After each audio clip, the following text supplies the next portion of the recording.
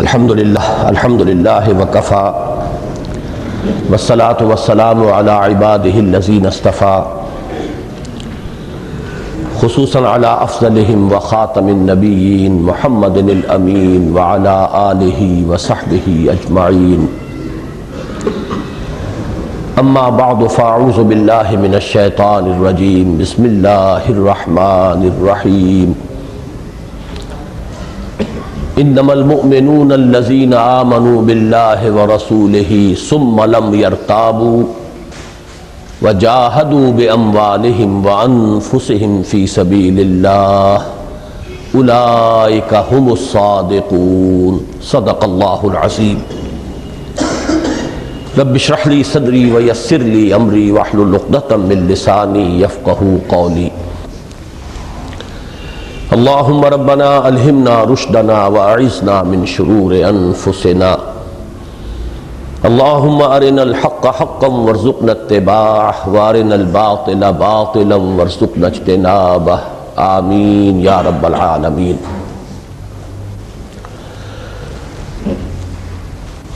ہماری اس نظریاتی refresher course کے پروگرام میں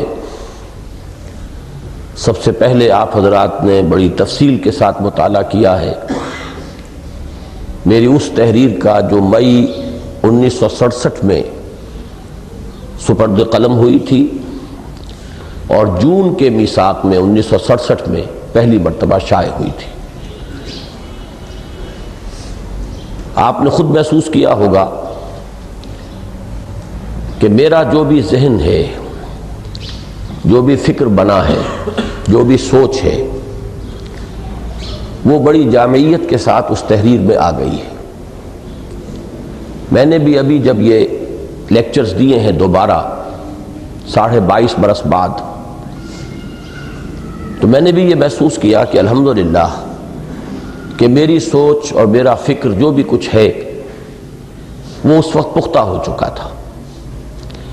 یہ ضرور ہے کہ اس کے خاکے میں بعض جگہوں پر رنگ اور گہرا ہوا ہے، بعض چیزیں مزید تفصیل کے ساتھ میرے سامنے واضح ہو کر آئی ہیں، لیکن یہ کہ جیسے آم کی گٹھلی میں پورا آم کا درخت پوٹینشلی بالقوہ موجود ہوتا ہے، اسی طرح اس مختصر تحریر میں میری وہ پوری سوچ مضمر ہے کہ جس کے نتیجے میں اس تحریر کے لکھے جانے کے تقریباً 5.5 سال بعد مرکزی انجمن خدام القرآن قائم ہوئی۔ پھر کچھ عرصے کے بعد اس قرآن اکیڈمی کا سنگ بنیاد رکھا گیا۔ پھر یہ کہ اسی زمانے میں تقریباً تنظیم اسلامی کی تاسیس ہوئی، اس لیے کہ سن 76 میں اس قرآن اکیڈمی کا سنگ بنیاد رکھا گیا تھا اور سن 75 میں تنظیم اسلامی کی تاسیس ہوئی۔ تو یہ جو مختلف ایسپیکٹس ہیں، مختلف شعبے ہیں کہ جو ہماری اس تحریک میں شامل ہے، ان سب کا بنیادی فکر جو ہے وہ اس تحریر میں موجود ہے۔ اب آج جو ہمیں مطالعہ کرنا ہے اس کا جو ایک منطقی ربط ہے اس تحریر کے ساتھ، اسے سمجھ لیجئے۔ پہلی بات تو یہ ہے کہ اسلام کی نشأت ثانیہ میں ہم نے اس وقت جو دنیا کی کیفیت ہے تہذیب اور تمدن اور فکر کے اعتبار سے، اس سے اپنی گفتگو شروع کی، اور ساتھ ہی ہم نے جائزہ لیا کہ عالم اسلام میں کون کون سی قوتیں اور تحریکیں اس وقت برسر کار ہیں، ان کی کیا کیا کنٹریبیوشنز ہیں جو مثبت ہیں، پازیٹیو ہیں، کہاں کہاں کمی ہے، اور ہم نے جو کام اپنے لیے تجویز کیا ہے جس کے لیے کہ یہ اجتماعیت تشکیل دی ہے، اس کا صغرا کبرا کیا ہے، اس کے ہدف کیا ہیں، اس کے بنیادی اقدامات کیا ہیں۔ آج ہمیں ذرا ایک دوسری ڈائمنشن میں اپنے مطالعے کا آغاز کرنا ہے، اور وہ ایک زمان ہے۔ پر منظر کیا ہے؟ امت مسلمہ کی تاریخ 1400 رہی ہوئی، پھر یہ ہے کہ یہ پہلی امت نہیں تھی، جیسے کہ ایک حدیث میں آتا ہے کہ حضور نے فرمایا انا آخر المرسلین وانتم آخر الامم، میں رسولوں میں سب سے آخری رسول ہوں اور تم آخری امت ہو۔ تو تاریخ جو اسلام کی ہے در حقیقت وہ صرف حضور صلی اللہ علیہ وسلم کی ذات مبارک سے شروع نہیں ہوتی، بلکہ اس کا آغاز تو حضرت آدم سے ہے۔ اگرچہ حضرت آدم سے لے کر حضرت موسیٰ علیہ السلام تک کی تاریخ کوئی زیادہ تفصیلات کے ساتھ محفوظ نہیں ہے. ایک امت کی حیثیت سے پہلی مرتبہ بنی اسرائیل جو ہیں وہ اس دنیا کی سٹیج پر نمودار ہوئے. گویا کہ جہاں تک ہمیں معلوم ہے، ہماری معلومات کی حد تک پہلی امت بنی اسرائیل اور دوسری اور آخری امت یہ امت محمد صلی اللہ علیہ وسلم. تو ہمیں ذرا تاریخ میں پیچھے کی طرف جا کر جائزہ لینا ہے کہ اس پوری تحریک کا پس منظر کیا ہے، یہ کن کن مراحل سے گزرتے ہوئے اب ہم تک کہاں پہنچے ہیں.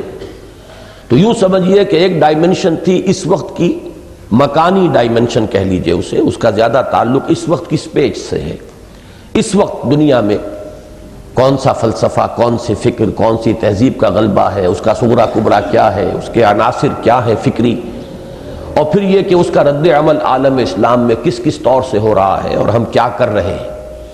یہ گویا کہ اس وقت موجود الوقت ظروف اور احوال کے اعتبار سے ہمارا تجزیہ اور ہمارا جائزہ اور ہماری تشخیص اور ہماری تجویز.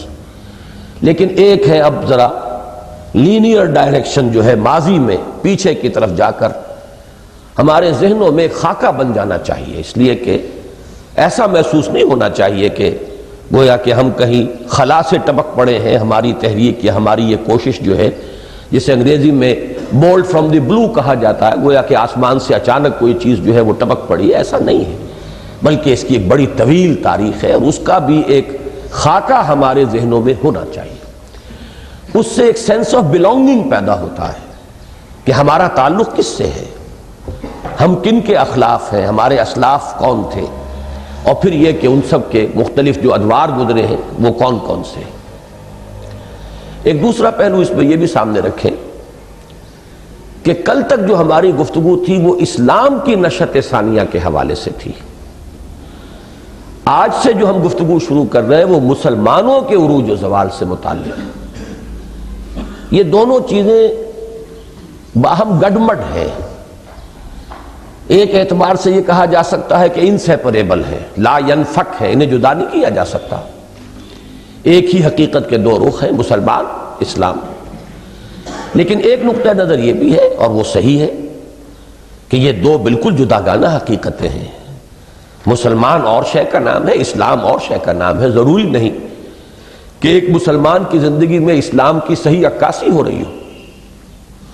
ان دونوں چیزوں کو علامہ اقبال نے اپنے دو اشعار میں بہت خوبصورتی سے علیحدہ علیحدہ پیش کیا ہے.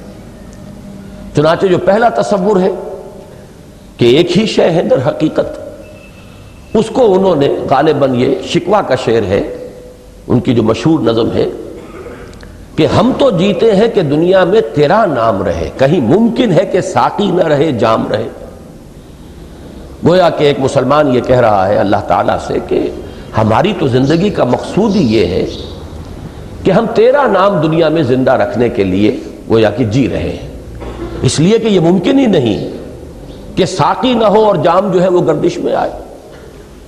تو اصولی اعتبار سے یہ بات صحیح ہے کہ مسلمانوں کو تو اسی لیے زندہ رہنا ہے کہ وہ جام ہدایت قرآن حکیم یا دین اسلام جو اللہ تعالیٰ نے ہمیں دیا ہے، ہمیں اسے گردش میں لانا ہے، تمام اقوام تک پہنچانا ہے، بنی نوع انسان کو اس جام سے سیراب کرنا ہے. تو ہم تو جیتے ہیں کہ دنیا میں تیرا نام رہے، کہیں ممکن ہے کہ ساقی نہ رہے. اب ساقی ہے امت، کہیں ممکن ہے کہ ساقی نہ رہے جام رہے. لیکن غالباً جواب شکوہ ہی میں اس کا دوسرا رخ بھی موجود ہے. اسی نظم کا جو جواب پھر لکھا تھا علامہ نے، تو نہ مٹ جائے گا ایران کے مٹ جانے سے، نشہ میں کو تعلق نہیں پیمانے سے. شراب کا نشہ اور شے ہے، پیمانہ اور شے ہے. شراب اچھی ہو، پیمانہ چاہے بڑا ہی کوئی جام جم سے یہ میرا جام سفال اچھا ہے، کوئی سفالی کا پیالہ ہی اگر ہو تب بھی کوئی حرج نہیں ہے. جام جو اس کے اندر جو کانٹینٹ ہے، جو شراب ہے، وہ اچھی ہونی چاہیے. تو در حقیقت یہ ظروف و احوال جو ہے امت کے، اسلام کا اس کے ساتھ کوئی لازمی رشتہ نہیں ہے. تو نہ مٹ جائے گا ایران کے مٹ جانے سے، نشہ میں کو تعلق نہیں پیمانے سے. بہرحال یہ دونوں چیزیں اپنی جگہ پر ہیں. آج کے ہمارے مطالعے میں یہ بات آئے گی بعد میں بھی، لیکن اس وقت یہ ذہن میں رکھیے کہ ہم نے اسلام کی نشأت ثانیہ کی جو تحریر جس کا مطالعہ کیا ہے، اس میں ذہن میں یہ رکھیں کہ وہاں گفتگو اسلام کے بارے میں اصولی طور پر، اور اسلام کے عروج و زوال کے کوئی دو دور نہیں ہے۔ اسلام تو ایک مرتبہ حضور صلی اللہ علیہ وسلم کی حیات طیبہ میں بتمام و کمال ظاہر ہوا، بتمام و کمال برقرار رہا خلافت راشدہ میں، وہاں سے اس کا زوال شروع ہو گیا۔ اگرچہ یہ خیال تو بالکل غلط ہے کہ ایک دم ختم ہو گیا، معاذ اللہ، ایسے بات تو نہیں ہے۔ بڑی عظیم عمارت تھی جو محمد الرسول اللہ صلی اللہ علیہ وسلم نے تعمیر فرمائی تھی، وہ اچانک کسی ایک جھٹکے سے، زلزلے کے کسی ایک ہی جو جھٹکا ہے اس سے وہ گر جانے والی عمارت نہیں تھی۔ البتہ یہ کہ اس کے اندر زوال کا آغاز ہو گیا خلافت راشدہ کے اختتام کے ساتھ ہی، اور وہ زوال مسلسل 1400 برس جو بھی اب ہو گئے، پونے 1400 برس یا 1350 برس جو بھی آپ کہیں، وہ مسلسل چلا آ رہا ہے۔ نشأت ثانیہ تو ایک ہی مرتبہ ہوگی، اب جب بھی ہوگی وہ کتنے لمبے پروسیس سے ہوتی ہے۔ نشأت ثانیہ کے معنی دوبارہ کا ابھار، دوبارہ اٹھنا۔ تو اسلام کی نشأت ثانیہ، نشأت اولا، اس اسلام کی جو مکمل ہوا محمد الرسول اللہ صلی اللہ علیہ وسلم پر اپنی تکمیلی شکل میں، اس کی نشأت اولا، پہلی مرتبہ کا اٹھنا وہ حضور کے دست مبارک سے، اور بتمام و کمال وہ برقرار رہا خلافت راشدہ تک۔ اس کے بعد سے اس کا زوال ہے، تدریجاً وہ زوال آیا ہے، ہوتے ہوتے بہت سے مراحل سے گزرتا ہوا وہ زوال اپنی انتہا کو پہنچا ہے اس صدی میں۔ لیکن یہ کہ اس کو تو ہم بعد میں پڑھیں گے، اب اس کی تدریجاً ہی وہ نشأت ثانیہ کا پروسیس جو ہے تدریجاً ہوگا ایک ہی مرتبہ، گویا کہ اسلام کے عروج و زوال کے دو ادوار نہیں ہیں۔ یہ جو آج ہم پڑھیں گے یہ مسلمانوں کے عروج اور زوال کے دو دور ہیں، ان دونوں کو علیحدہ علیحدہ کر لیجیے۔ اس اعتبار سے وہ حدیث ذہن میں لے آئیے کہ بڑی مشہور حدیث ہے، میں سمجھتا ہوں کہ ہمارے ساتھیوں میں سے اکثر کو یاد ہوگی، کہ حضور نے فرمایا بدأ الاسلام غریبا وسیعود کما بدأ فطوبی للغرباء۔ اسلام کا تو آغاز اس طرح سے ہوا کہ وہ اجنبی تھا، بالکل اس کا شناسہ، اس کا جان پہچان والا کوئی تھا ہی نہیں، اکیلے تھے محمد الرسول اللہ صلی اللہ علیہ وسلم۔ بات شروع ہوئی، آپ نے فرمایا اس کے بعد اللہ نے غلبہ دیا ہے اسے، سطوت اور شوکت، حکومت، لیکن سیعود کما بدا، اب سین کے ساتھ جو آتا ہے فعل مضارع، اس میں انقریب، زیادہ دیر نہیں لگے گی، انقریب سیعود، انقریب وہ پھر لوٹ جائے گا اسی پہلی حالت میں، کما بدا، جیسے کہ اس کا آغاز ہوا تھا۔ فطوبی للغرباء، تو اب تہنیت ہے، مبارکباد ہے ان لوگوں کے لیے جو اسلام کے ساتھ اپنے آپ کو وابستہ رکھیں۔ اسلام اجنبی ہو جائے تو وہ بھی اجنبی ہو جائیں، وہ بھی اپنے ماحول کے اندر اجنبی بن کر رہ جائیں، آؤٹ کاسٹ ہو جائیں، ان کے جان پہچان والے نہ رہیں، ان کی سوچ رکھنے والے نہ رہیں، انہیں اپنے ہم خیال لوگ نہ ملیں، ہم مقصد لوگ نہ ملیں، اس کے باوجود وہ اسلام کے دامن سے وابستہ رہیں، ان کے لیے تہنیت ہے، ان کے لیے مبارکباد ہے۔ تو یہ حدیث میرے اس مفہوم کو بڑی خوبصورتی سے ادا کر رہی ہے کہ اسلام کا عروج تو جو ہوا تھا وہ بہت ہی جلد زوال پذیر ہوا ہے، اور مسلسل زوال ہی زوال ہے جو چل رہا ہے، اور اسلام کی نشأت ثانیہ تو ایک ہی بار ہوگی، اور اب کہ ہوگی گلوبل ہوگی۔ کس پروسیس سے ہو کر ہوتی ہے یہ ابھی آج کے ہمارے مطالعے میں انشاءاللہ وہ بات آئے گی، لیکن یہ کہ جب ہوگی تو گلوبل ہوگی پوری دنیا میں، جیسے موجودہ تہذیب گلوبل ہے، پوری اس کرۂ ارضی کے اوپر اس کا احاطہ ہے اور اس کا استیلاء ہے، اسی طرح اب اسلامی تہذیب آئے گی، اسلام کا غلبہ آئے گا تو وہ بھی گلوبل ہوگا، عالمی ہوگا۔ لیکن یہ کہ مسلمانوں کا معاملہ ذرا مختلف ہے، ان میں عروج و زوال کے دو دور آئے ہیں۔ یہ دوسری بات ہے جس کو ذہن میں رکھنا چاہیے کہ ہمارے مطالعے میں کل اور آج کے بارے میں جو فرق آ رہا ہے۔ تیسری بات یہ کہ کل کے مطالعے کے اختتام پر بہت سے حضرات نے محسوس کیا ہوگا کہ یہ ہم تنظیم اسلامی کے عنوان سے یہاں جمع ہوئے ہیں، تنظیم اسلامی کا یہ نظریاتی ریفریشر کورس ہے، لیکن اس پورے 9 گھنٹے کے مطالعے میں تنظیم کا ذکر تو بہت ہی کم اور بڑے ثانوی درجے میں بالکل اختتام پر جا کر آیا ہے۔ تو آج در حقیقت اس وقت جو ہم بات شروع کر رہے ہیں وہاں سے گویا کہ اس کا کانورس جو ہے، اس کا عکس شروع ہو رہا ہے، اور اس کے لیے تمہیداً میں یہ عرض کر دوں کہ یہ دونوں کام جو ہیں در حقیقت پیرلل ہیں، ان کے رشتے جڑے ہوئے ہیں آپس میں۔ وہ رشتہ یہ ہے کہ اسلام کی نشأت ثانیہ کو آپ نے پڑھا تو معلوم ہوا کہ اس کام کے لیے بھی اگرچہ شرط لازم ہے وہ ایک علمی انقلاب، لیکن اس کے لیے لازم ہے عمومی دعوت و تبلیغ کا ایک ادارہ۔ عمومی دعوت و تبلیغ کا وہ ادارہ جب ہم نے تنظیم اسلامی کے تحت قائم کیا تو اس میں بھی یہ بات موجود ہے قرارداد تاسیس میں کہ اس کے لیے ضروری ہے کہ موجودہ دور کے جو ملحدانہ افکار و خیالات ہیں ان کا مدلل ابطال کرنے کے لیے ایسے نوجوان تیار کیے جائیں، ایسے باصلاحیت لوگوں کو تربیت دی جائے کہ جو ان کا مدلل ابطال کر سکیں۔ گویا کہ دونوں چیزیں جڑی ہوئی ہیں، اگرچہ ان دونوں کا اینگل آف ویو مختلف ہے۔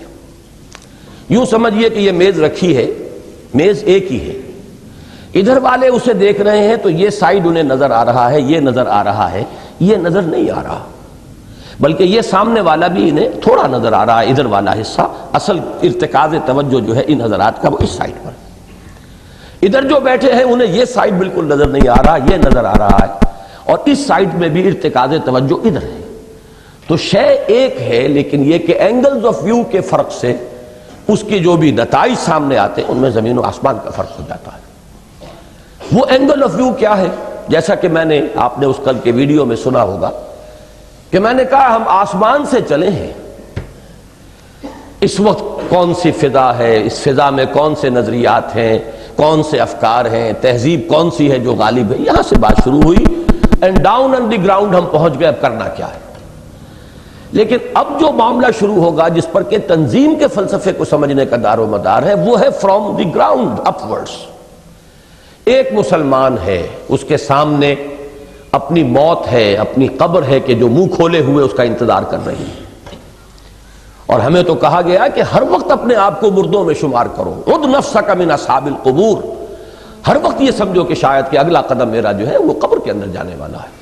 جب تک استحضار موت اس درجے میں نہیں ہوگا انسان کے، دنیا کے ساتھ جو ایک انقطاع قلبی درکار ہے وہ کبھی نہیں ہوگا۔ ہر وقت انسان اپنے آپ کو سمجھے، عد نفسک من اصحاب القبور، شمار کرو اپنے آپ کو قبروں والوں میں کہ گویا کہ تم قبر میں پہنچ چکے ہو یا پہنچا چاہتے ہو۔ تو اب میں ہوں اور میری قبر ہے اور میرا محاسبہ اخروی ہے۔ من مات فقط قامت قیامتہ، جو مر گیا اس کی تو قیامت کھڑی ہو گئی۔ لہذا اس کے اعتبار سے غور، اس میں عامی کا مسئلہ بھی ہے اور خواص کا مسئلہ بھی ہے، جاہلوں کا بھی ہے اور علماء کا بھی ہے، منطقیوں بھی ہے اور غیر منطقیوں کا بھی ہے۔ ہر فرد نوع بشر کا معاملہ ہے اخروی نجات، اخروی فلاح، یہ اس کا ایک اس کی ضرورت ہے۔ لہذا اس کے اعتبار سے غور و فکر کہ پھر فرائض کیا ہیں، کیا طرز عمل اختیار کریں کہ امید کی جا سکے کہ وہاں ہم نجات پا جائیں، یہ یہاں سے سوچ جب شروع ہوتی ہے تو پھر تنظیم کا صغرا کبرا سمجھ میں آئے گا۔ لیکن یہ کہ در حقیقت دونوں چیزیں پھر مٹ جائیں گی کہ اس کام کے لیے ایک عالمی انقلاب کے گلوبل ڈومینیشن کے لیے بھی لازم ہے وہ علمی انقلاب، لیکن اس کے لیے ضروری ہے ایک دعوت کا ایک عمومی ادارہ، اور اس کام کے لیے بھی اقامت دین جو ہمارے فرائض کے اوپر ٹاپ پر ہے اس کے لیے ضروری ہے کہ جدید نظریات کا پرزور اور مدلل ابطال کیا جائے۔ یہاں آ کر وہ ڈانڈے مل جاتے ہیں اور دونوں تحریکیں جو ہیں گویا کہ ایک ہی حقیقت کے دو ایسپیکٹس کی شکل اختیار کر لیتی ہیں۔ اب آج ہمیں سب سے پہلے یہ جو کتاب ہے دعوت رجوع القرآن کا منظر اور پس منظر، اس کا جو حصہ دوم ہے اس کا پہلا مقالہ پڑھنا ہے جو بہت مختصر ہے، لیکن جن حضرات نے میری فرمائش کہہ لیں، ہدایت کہہ لیں، اس کے مطابق مقدمے کا مطالعہ کر لیا ہے اس کتاب کے، ان کو معلوم ہے کہ میں نے اس کے بارے میں لکھا ہے کہ مجھے اپنی اس تحریر سے بہت محبت ہے۔ ویسے تو یہ کہ تحریر جو بھی ہوتی ہے، تصنیف، تالیف، تحریر، یہ ایک طرح کی تخلیق ہوتی ہے انسان کی، اور ہر خالق کو اپنے مخلوق سے بڑی محبت ہوتی ہے، تو لکھنے والوں کو اپنا ہر لفظ جو ہے وہ بہت ہی عزیز ہوتا ہے۔ وہ تو یہ سمجھتے ہیں کہ میں نے موتی ٹانکے ہیں، لیکن یہ کہ بہرحال ان کے اندر بھی ایک فرق اور تفاوت ہوتا ہے کہ بعض چیزوں سے ایک قلبی محبت اور قلبی لگاؤ زیادہ ہوتا ہے۔ تو یہ در حقیقت ان چند تحریروں میں سے ہے جو بہت مختصر ہے، لیکن جس پر کہ واقعتاً مجھے ایک پہلو سے بلکہ وہ لفظ فخر بھی میں استعمال کر رہا ہوں کہ فخر بھی ہے کہ میں نے بالکل پن پوائنٹ کیا ہے، اور میرے علم کی حد تک یہ بات اور کسی صاحب کی طرف سے میرے علم میں نہیں آئی ہے، واللہ عالم۔ پروفیسر یوسف سلیم چشتی صاحب نے بھی ایک دور میں ایک مقالہ لکھا تھا پورا کہ مسلمانوں کے اسلام سے دور ہو جانے کے اسباب کیا کیا ہیں. انہوں نے 8-10 سبب گنوائے تھے، لیکن وہاں بھی اصل بات جو تھی کہ یہ شروع کہاں سے ہوا ہے پروسیس، وہ ان کی گرفت میں وہ بات نہیں آئی تھی. یہ تو جو مقدمہ آپ نے پڑھا ہے تو اس کا تو آغاز ہی اس سے ہوا ہے کہ حضرت شیخ الہند نے بھی فرمایا کہ ہمارے زوال کا سبب ہے قرآن کو چھوڑ دینا. اب یوں سمجھیے کہ یہ علماء میں چوٹی کی ایک شخصیت ہے، استاد العلماء، شیخ الشیوخ، اپنی 70 برس کی عمر میں یہ بات کہہ رہا ہے. تو یہ بات نہیں ہے کہ کوئی نوجوانی کی ترنگ کے اندر کوئی بات کہہ دی ہو، کسی وقت کو خاص خیال کی لہر آئی ہو اور وہ بات کہہ دی ہو. انہوں نے کہا 4 برس کا میرا غور و فکر جو ہے اس کا حاصل یہ. اور دوسری شخصیت جو کالجوں سے اور یونیورسٹیوں سے ابھر کر آئی، عظیم ترین شخصیت اس صدی کی پورے عالم اسلام کے اعتبار سے، حضرت شیخ الہند کا معاملہ تو ہندوستان تک ہے، یا یہ کہ کچھ افغانستان تک بھی ان کا اثر جو ہے، دیوبند کا چونکہ اثر بہت کافی گہرا ہے افغانستان تک بھی، تو آپ کہہ سکتے ہیں کہ پاکستان اور افغانستان، ہندوستان، بس یہی ممالک ہیں جو شیخ الہند سے واقف ہیں. لیکن یہ کہ علامہ اقبال کا معاملہ تو اس وقت پورے عالم اسلام کے اندر ہے، انہیں تسلیم کیا جاتا ہے اس دور کا بہت بڑا مفکر. اور ان کی تشخیص بھی یہی ہے جیسا کہ میں نے لکھا کہ خارز محجور یہ قرآن شدی. بلکہ میں نے تو بارہا کہا ہے کہ میرے اپنے ذہن میں تو 10 برس کی عمر کا چپکا ہوا وہ شعر جو ہے اس نے نہ معلوم میری زندگی کے اندر کہاں کہاں کس جگہ پر جو ہے میری رہنمائی کی ہے، اور مجھے جہاں سے جہاں تک اللہ نے پہنچایا ہے اس میں کتنا بڑا ذریعہ اللہ نے اس شعر کو اس وقت میرے شعور میں چپکا کر جو اس نے فضل کیا تھا اس کا حصہ ہے کہ وہ زمانے میں معزز تھے مسلمان ہو کر اور تم خار ہوئے تارک قرآن ہو کر. بعد میں وہ فارسی کلام بھی جب میں نے پڑھا کچھ تو پھر یہ جو کیفیت ہے، خار از محجوری قرآن شدی شکوہ سنجے گردش دوران شدی اے چو شبنم بر زمی افتندئی در بغل داری کتاب زندئی. تو یہ دونوں عظیم اعاظم رجال جنہیں میں نے کہا ہے مقدمے میں، ان کا متفق ہو جانا ایک تجویز ایک تشخیص پر، یہ ایک بہت بڑی بات ہے. متفق گردید رائے بو علی بارائے من. لیکن یہ پروسیس شروع کہاں سے ہوا؟ آیا یہ کوئی سازش تھی، دشمنوں نے کیا ہے، یا یہ ہے کہ کوئی منطقی معاملہ ہے، کوئی فطری معاملہ ہے؟ یہ فینومینن جو ہے آیا نیچرل فینومینن ہے، لاجیکل فینومینن ہے، یا یہ کہ کوئی اغیار کی سازش ہے، دشمنوں کی کارگزاری ہے؟ میں یہ سمجھتا ہوں کہ اس کے سٹارٹنگ پوائنٹ کو اس چھوٹے سے مضمون میں جس طرح میں نے معین کیا ہے، میرا خیال ہے، گمان ہے، خواہش سے میری یعنی اپنے بارے میں عجب پر آپ محمول کریں، میرا گمان یہ ہے کہ یہ بات شاید اس سے پہلے کسی نے نہ کہی ہو. اللہ تعالیٰ کی طرف سے بعض چیزوں پر خصوصی انشراح اللہ تعالیٰ اپنے بعض بندوں کو عطا کرتا ہے اور تبھی کوئی بات آگے بڑھتی ہے. تو وہ بات، 2 چیزیں جو ہیں اس میں اچھی طرح سمجھ لیجئے کہ اس مضمون میں 6 صفحوں میں 2 مضامین آئے ہیں. پہلا یہ کہ بدء الاسلام، اس کا عنوان جو ہے وہ کیا ہے؟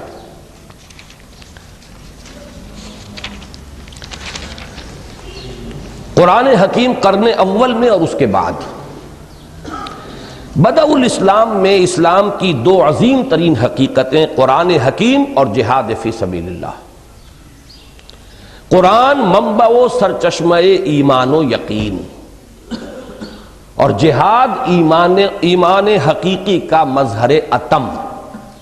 یہ 2 چیزیں، یہ 2 چیزیں اہم ترین تھیں، نمایاں ترین تھیں اسلام کا. یہ اسلام جو حضور صلی اللہ علیہ وسلم سے وہ تکمیلی شکل میں جب دنیا میں آیا ہے، الیوم اکملت لکم دینکم واتممت علیکم نعمتی ورضیت لکم الاسلام دینا کے مطابق، اس وقت عظیم ترین حقیقتیں 2 ہی تھیں، قرآن اور جہاد.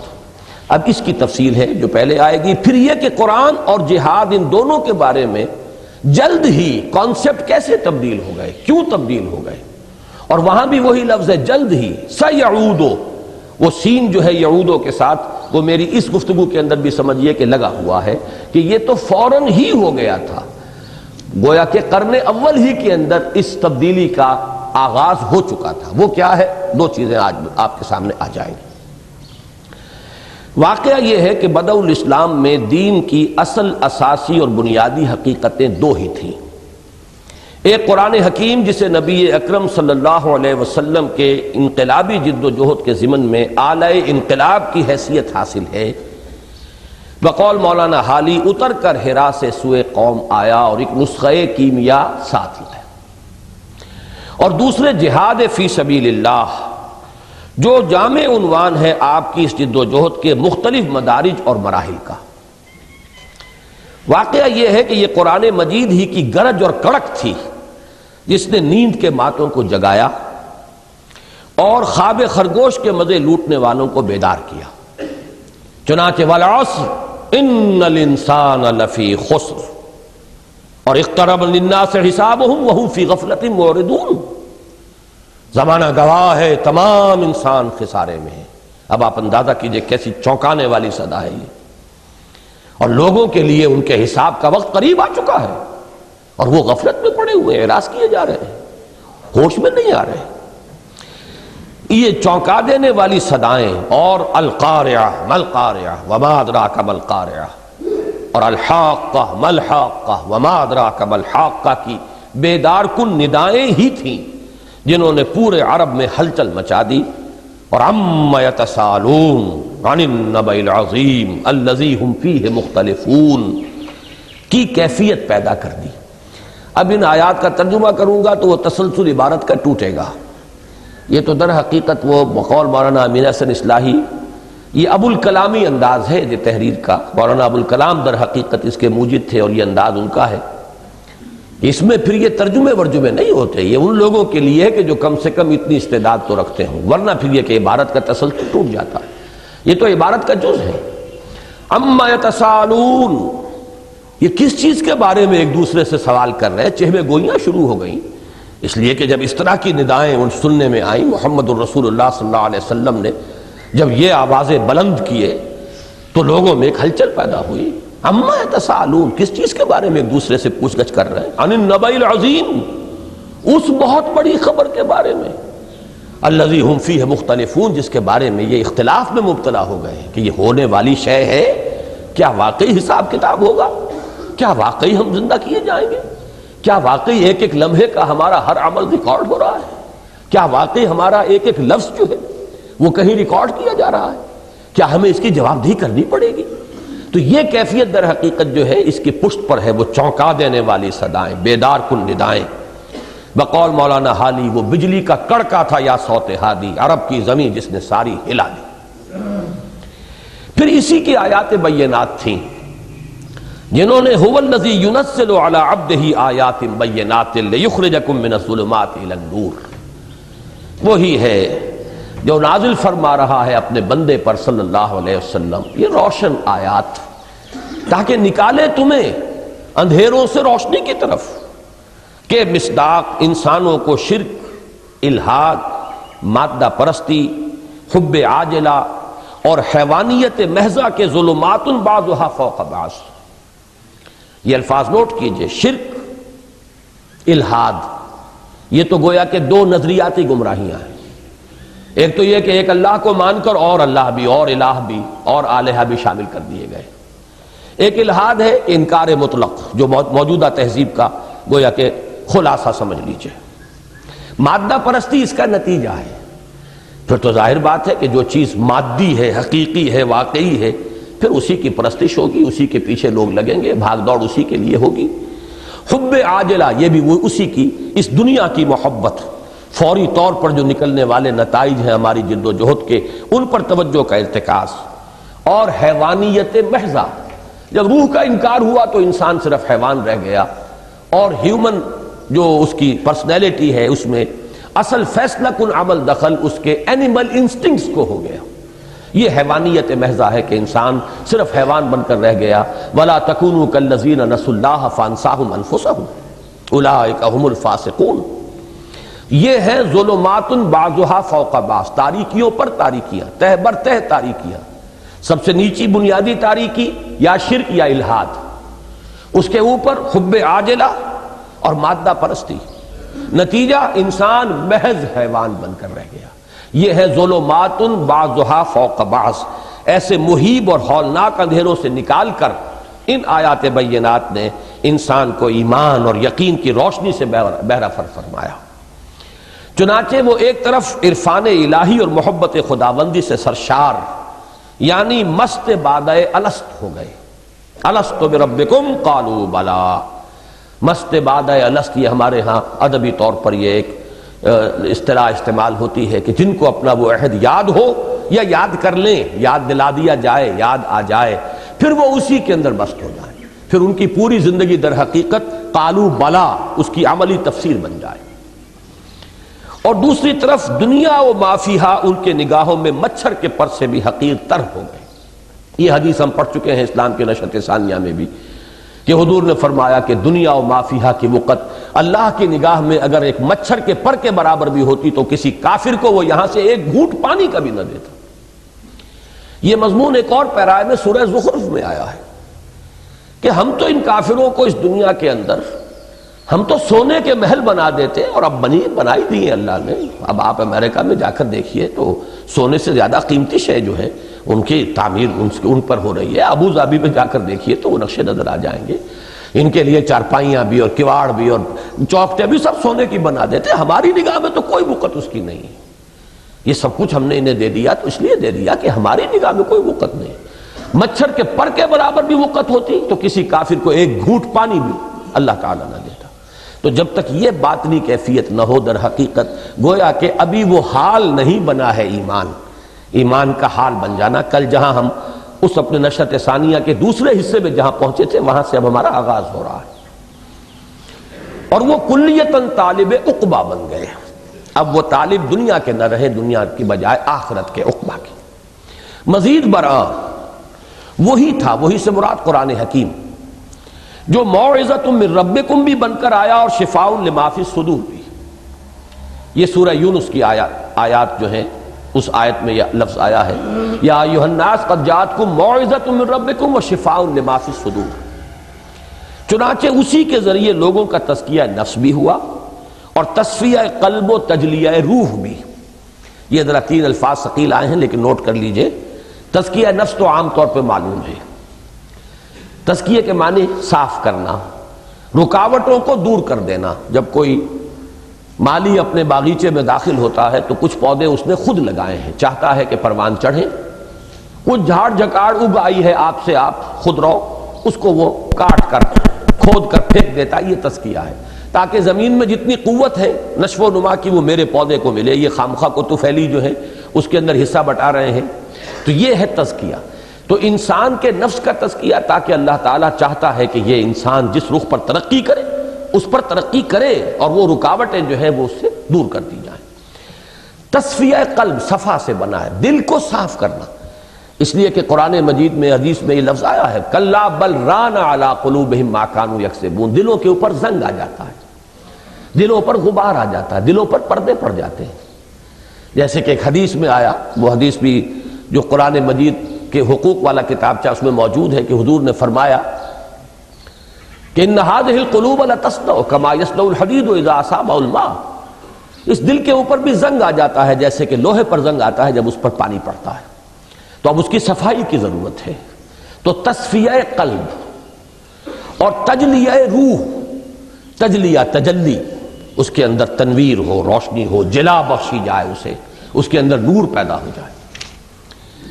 گویا اب ذرا یہ الفاظ نوٹ کیجئے گا، گویا انذار ہو یا تبشیر، تبلیغ ہو یا تذکیر، موعظت ہو یا نصیحت، تعلیم ہو یا تربیت، تزکیہ ہو یا تصفیہ، تجلیہ ہو یا تنویر، الغرض تطہیر ہو یا تعمیر۔ اب یہ تمام الفاظ جو آئے ہیں ان کو 2 کھاتوں میں تقسیم کر لیجئے، تطہیر اور تعمیر۔ تطہیر یہ کہ بری چیزیں جو ہے ان سے پاک کیا جائے، تعمیر جو ہے اچھی چیزیں جو ہے آپ وجود میں لائیں۔ گفت رومی ہر بنائے کوہنا کا آباداں کنند، تو ندانی اولا تعمیر را ویراں کنند۔ پہلے کسی غلط نقش کو مٹایا جائے گا تب صحیح شے اس کے اوپر جو ہے اس کا نقش قائم کیا جائے گا۔ تو تطہیر ہو یا تعمیر، انذار ہو یا تبشیر، تبلیغ ہو یا تذکیر، موعظت ہو یا نصیحت، تعلیم ہو یا تربیت، تزکیہ ہو یا تصفیہ، تجلیہ ہو یا تنویر، الغرض تطہیر ہو یا تعمیر، محمد الرسول اللہ صلی اللہ علیہ وسلم کا پورا عمل دعوت و اصلاح قرآن مجید ہی کے گرد گھومتا ہے۔ یہ حقیقت ہے جس کو 25 برس سے میں بیان کر رہا ہوں، لیکن میں نہیں سمجھتا کہ اب بھی یہ لوگوں پر پورے طور پر واضح ہو سکی۔ جب قرآن ہمارے فوکس سے باہر نکل گیا، دوبارہ اس کو فوکس میں لانا جو ہے آسان کام نہیں ہے۔ ہمارے ہاں تزکیہ نفس کے کچھ اور طور طریقے ہیں، اس میں قرآن کی کوئی اہمیت نہیں، اور بھی کوئی دوسرے میدان ہے، اخلاقیات ہیں، اخلاقیات کے اندر بھی قرآن کی اہمیت نہیں ہے۔ فلسفہ اخلاق نہ معلوم کہاں کہاں سے فلسفے مستعار لیے گئے، معلوم یہ ہوا کہ ہر میدان سے بے دخل کر دیا گیا ہے قرآن۔ وہ تو صرف ایک کتاب مقدس بن کر رہ گئی، پڑھو اور ثواب حاصل کر لو، اللہ خیر سمجھے، وہ تو بعد میں آئے گی بات۔ تو اب دوبارہ فوکس میں لانا قرآن کو اور پوری توجہ کا ارتکاز جو ہے آسان کام نہیں، بہت وقت لگے گا ابھی اس پروسیس کو ہم صرف انیشیٹ کر پائے ہیں۔ خود ہمارے ساتھیوں کے ذہن میں بھی ابھی یہ چیز اس طریقے سے ٹھکی ہوئی نہیں ہے کہ جاس یہی ہے سب کچھ، ہمارا ہتھیار یہی ہے، یہ آلہ انقلاب یہ قرآن ہے۔ یہ بات جو ہے ایک دفعہ سمجھ میں آ جاتی ہے، پھر حالات کے دباؤ کے تحت پھر کہیں ادھر ادھر کی کوئی نہ کوئی ہوا چلتی ہے، پھر کوئی تاثر جو ہے ذہن پر قائم ہو جاتا ہے۔ تو اس کو اچھی طرح نوٹ کیجئے، الغرض تطہیر ہو یا تعمیر، محمد الرسول اللہ صلی اللہ علیہ وسلم کا پورا عمل دعوت و اصلاح قرآن مجید ہی کے گرد گھومتا ہے۔ یہی وجہ ہے کہ قرآن حکیم میں ایک نہ دو پورے 4 مقامات پر حضور کے منہج انقلاب کو جن اساسی اصطلاحات کے ذریعے واضح کیا گیا ہے، ان کا اول و آخر خود قرآن مجید ہی ہے۔ بفہوائے الفاظ قرآنی یتلو علیہم آیاتہ ویزکیہم ویعلمہم الکتاب والحکمہ۔ اس آیت پر بھی بڑا ظلم کیا ہے، اس کے حصے بکھرے کر دیے ہیں۔ تزکیے کا کوئی تعلق قرآن سے نہیں، حکمت کو بھی علیحدہ کر دیا بعض حضرات نے، ان میں بڑی چوٹی کے لوگ بھی ہیں، اس سے مراد حدیث ہے یا سنت ہے۔ بہت بڑا ظلم ہوا اس آیت پر، حالانکہ در حقیقت یہ قرآن ہی کے 4 حصے، جس پر میرا پورا مضمون جو ہے نبی اکرم صلی اللہ علیہ وسلم کا مقصد بعثت والا جو کتاب چاہے بڑا خوبصورت شائع ہو چکا ہے، اس میں جو آخر میں جو اس کا حصہ ہے حضور کے انقلاب کا اساسی منہاج بنیادی، وہ جو مین پاور تیار کی حضور نے، وہ کس طریقے پر تیار کی، وہ 313 کیسے آئے۔ آگے کی داستان تو ہمیں معلوم ہے کہ 313 کو فتح حاصل ہو گئی 1000 پر، لیکن وہ 313 تیار کس پروسیس سے ہوئے تھے؟ اکبر الہ آبادی کے اس شعر کے مصداق کہ خدا کے کام دیکھو بعد کیا ہے اور کیا پہلے، نظر آتا ہے مجھ کو بدر سے غار حرا پہلے۔ یہ پروسیس غار حرا سے شروع ہوا تھا، وہاں کی وہ میڈیٹیشنز تھیں، غور و فکر، تفکر، تبتل اللہ، اس کا پھر ظہور ہوا ہے۔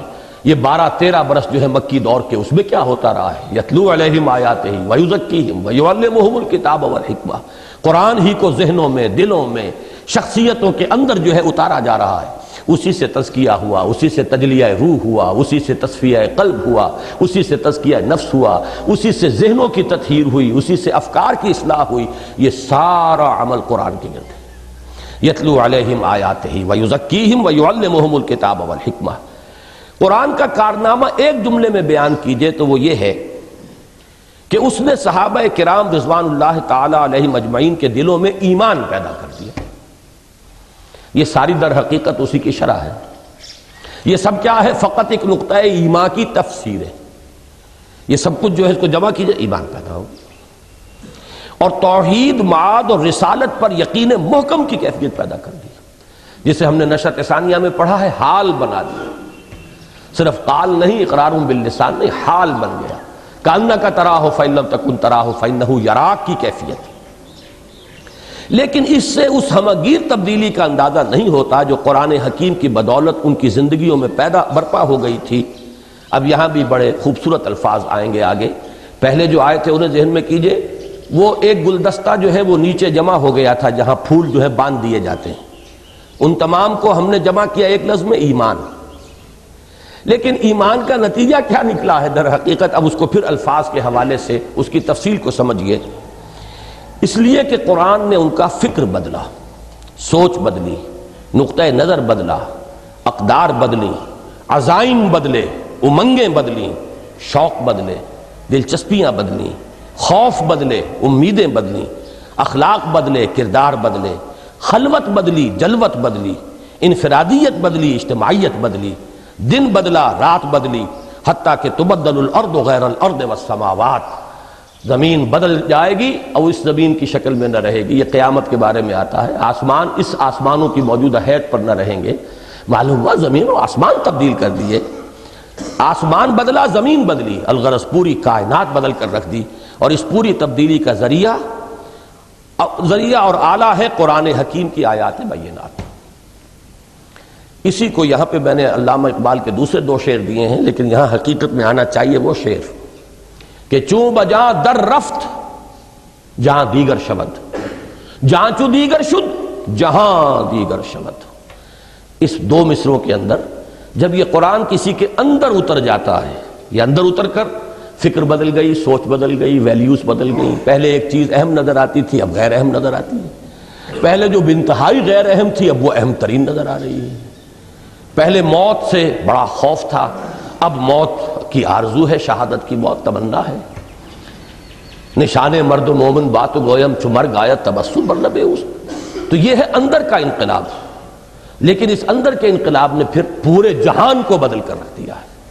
ایک انسان میں یہ حقیقی تبدیلی پیدا ہو جائے، پھر یہ تبدیلی باہر کی پوری دنیا کے بارے میں اس کے نقطہ نظر کو ایٹیشوں کو بدل دے گی۔ اور یہی تبدیلی ہے جو فرد سے فرد تک بڑھتی ہوئی ایک اجتماعیت اور جماعت اور تحریک کی شکل میں ہو کر اور پھر ایک نظام کو بدل دے گی، دیگرگوں کر ڈالے گی۔ چوں بجاں در رفت جہاں دیگر شود، جہاں چو دیگر شد جہاں دیگر شود۔ بندہ مومن ز آیات خداست، این جہاں اندر بریو چوں قباست۔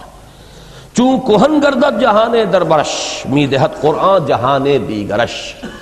بندہ مومن تو اللہ تعالیٰ کی نشانیوں میں سے ایک نشانی ہے، اور یہ جہان جو ہے یہ در حقیقت اس کی قبا کے اندر کا ایک لباس ہے۔ جب وہ اندر کا لباس پرانا ہو جاتا ہے، بوسیدہ ہوتا ہے، قرآن اسے ایک اور نیا لباس عطا کر دیتا ہے، ہر دور میں ایک نئی کیفیت کے ساتھ، نئی شان کے ساتھ۔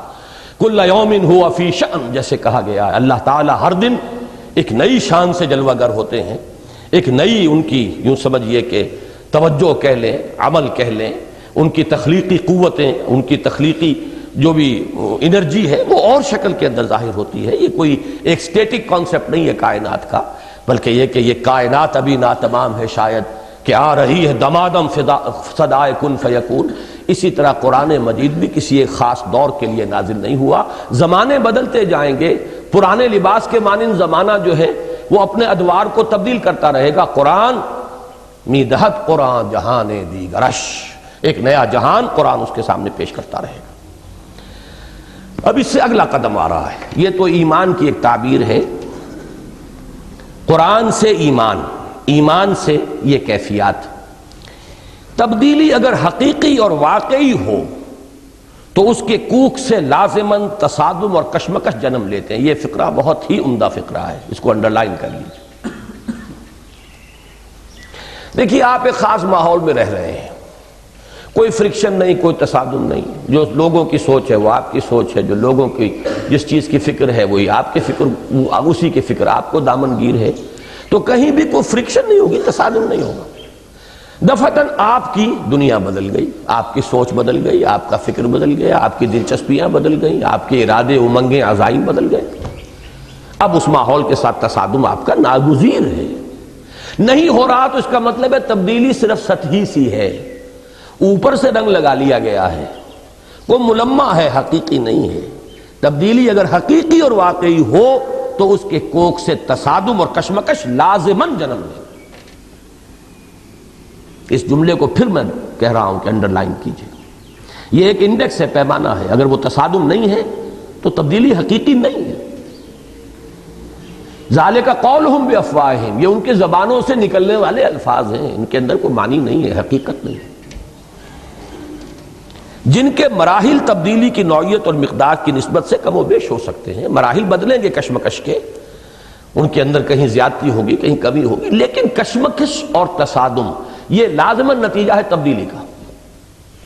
ایمان نے جو تبدیلی صحابہ کرام میں پیدا کی، اس نے جس تصادم اور کشمکش کو جنم دیا، اس کے جملہ مدارج و مراحل کا جامع عنوان ہے جہاد فی سبیل اللہ۔ جہاد کے معنی ہم نے بتائے، مجاہدہ، جہاد، کشاکش، کھینچ تان، کشمکش، تصادم، مقابلہ۔ آپ اپنا سا زور لگا رہے ہو، دوسرے اپنا سا زور لگا رہے ہو۔ اسی کے لیے میں نے پہلے لفظ جہاد استعمال نہیں کیا، تصادم اور کشمکش۔ تبدیلی اگر حقیقی اور واقعی ہوگی تو اس کے کوک سے تصادم اور کشمکش لازماً جنم لیں گے۔ وہ تبدیلی اگر وہ تبدیلی ہے جو ایمان پیدا کرتا ہے تو اس کے نتیجے میں جہاد فی سبیل اللہ پیدا ہوگا۔ مراحل اور مدارج مختلف ہو سکتے ہیں، لیکن اس کو جان لیجئے کہ ایمان کا لازمی نتیجہ جہاد فی سبیل اللہ۔ یہی ہے جو میں نے آیت شروع میں بھی جو ہے تلاوت کی تھی۔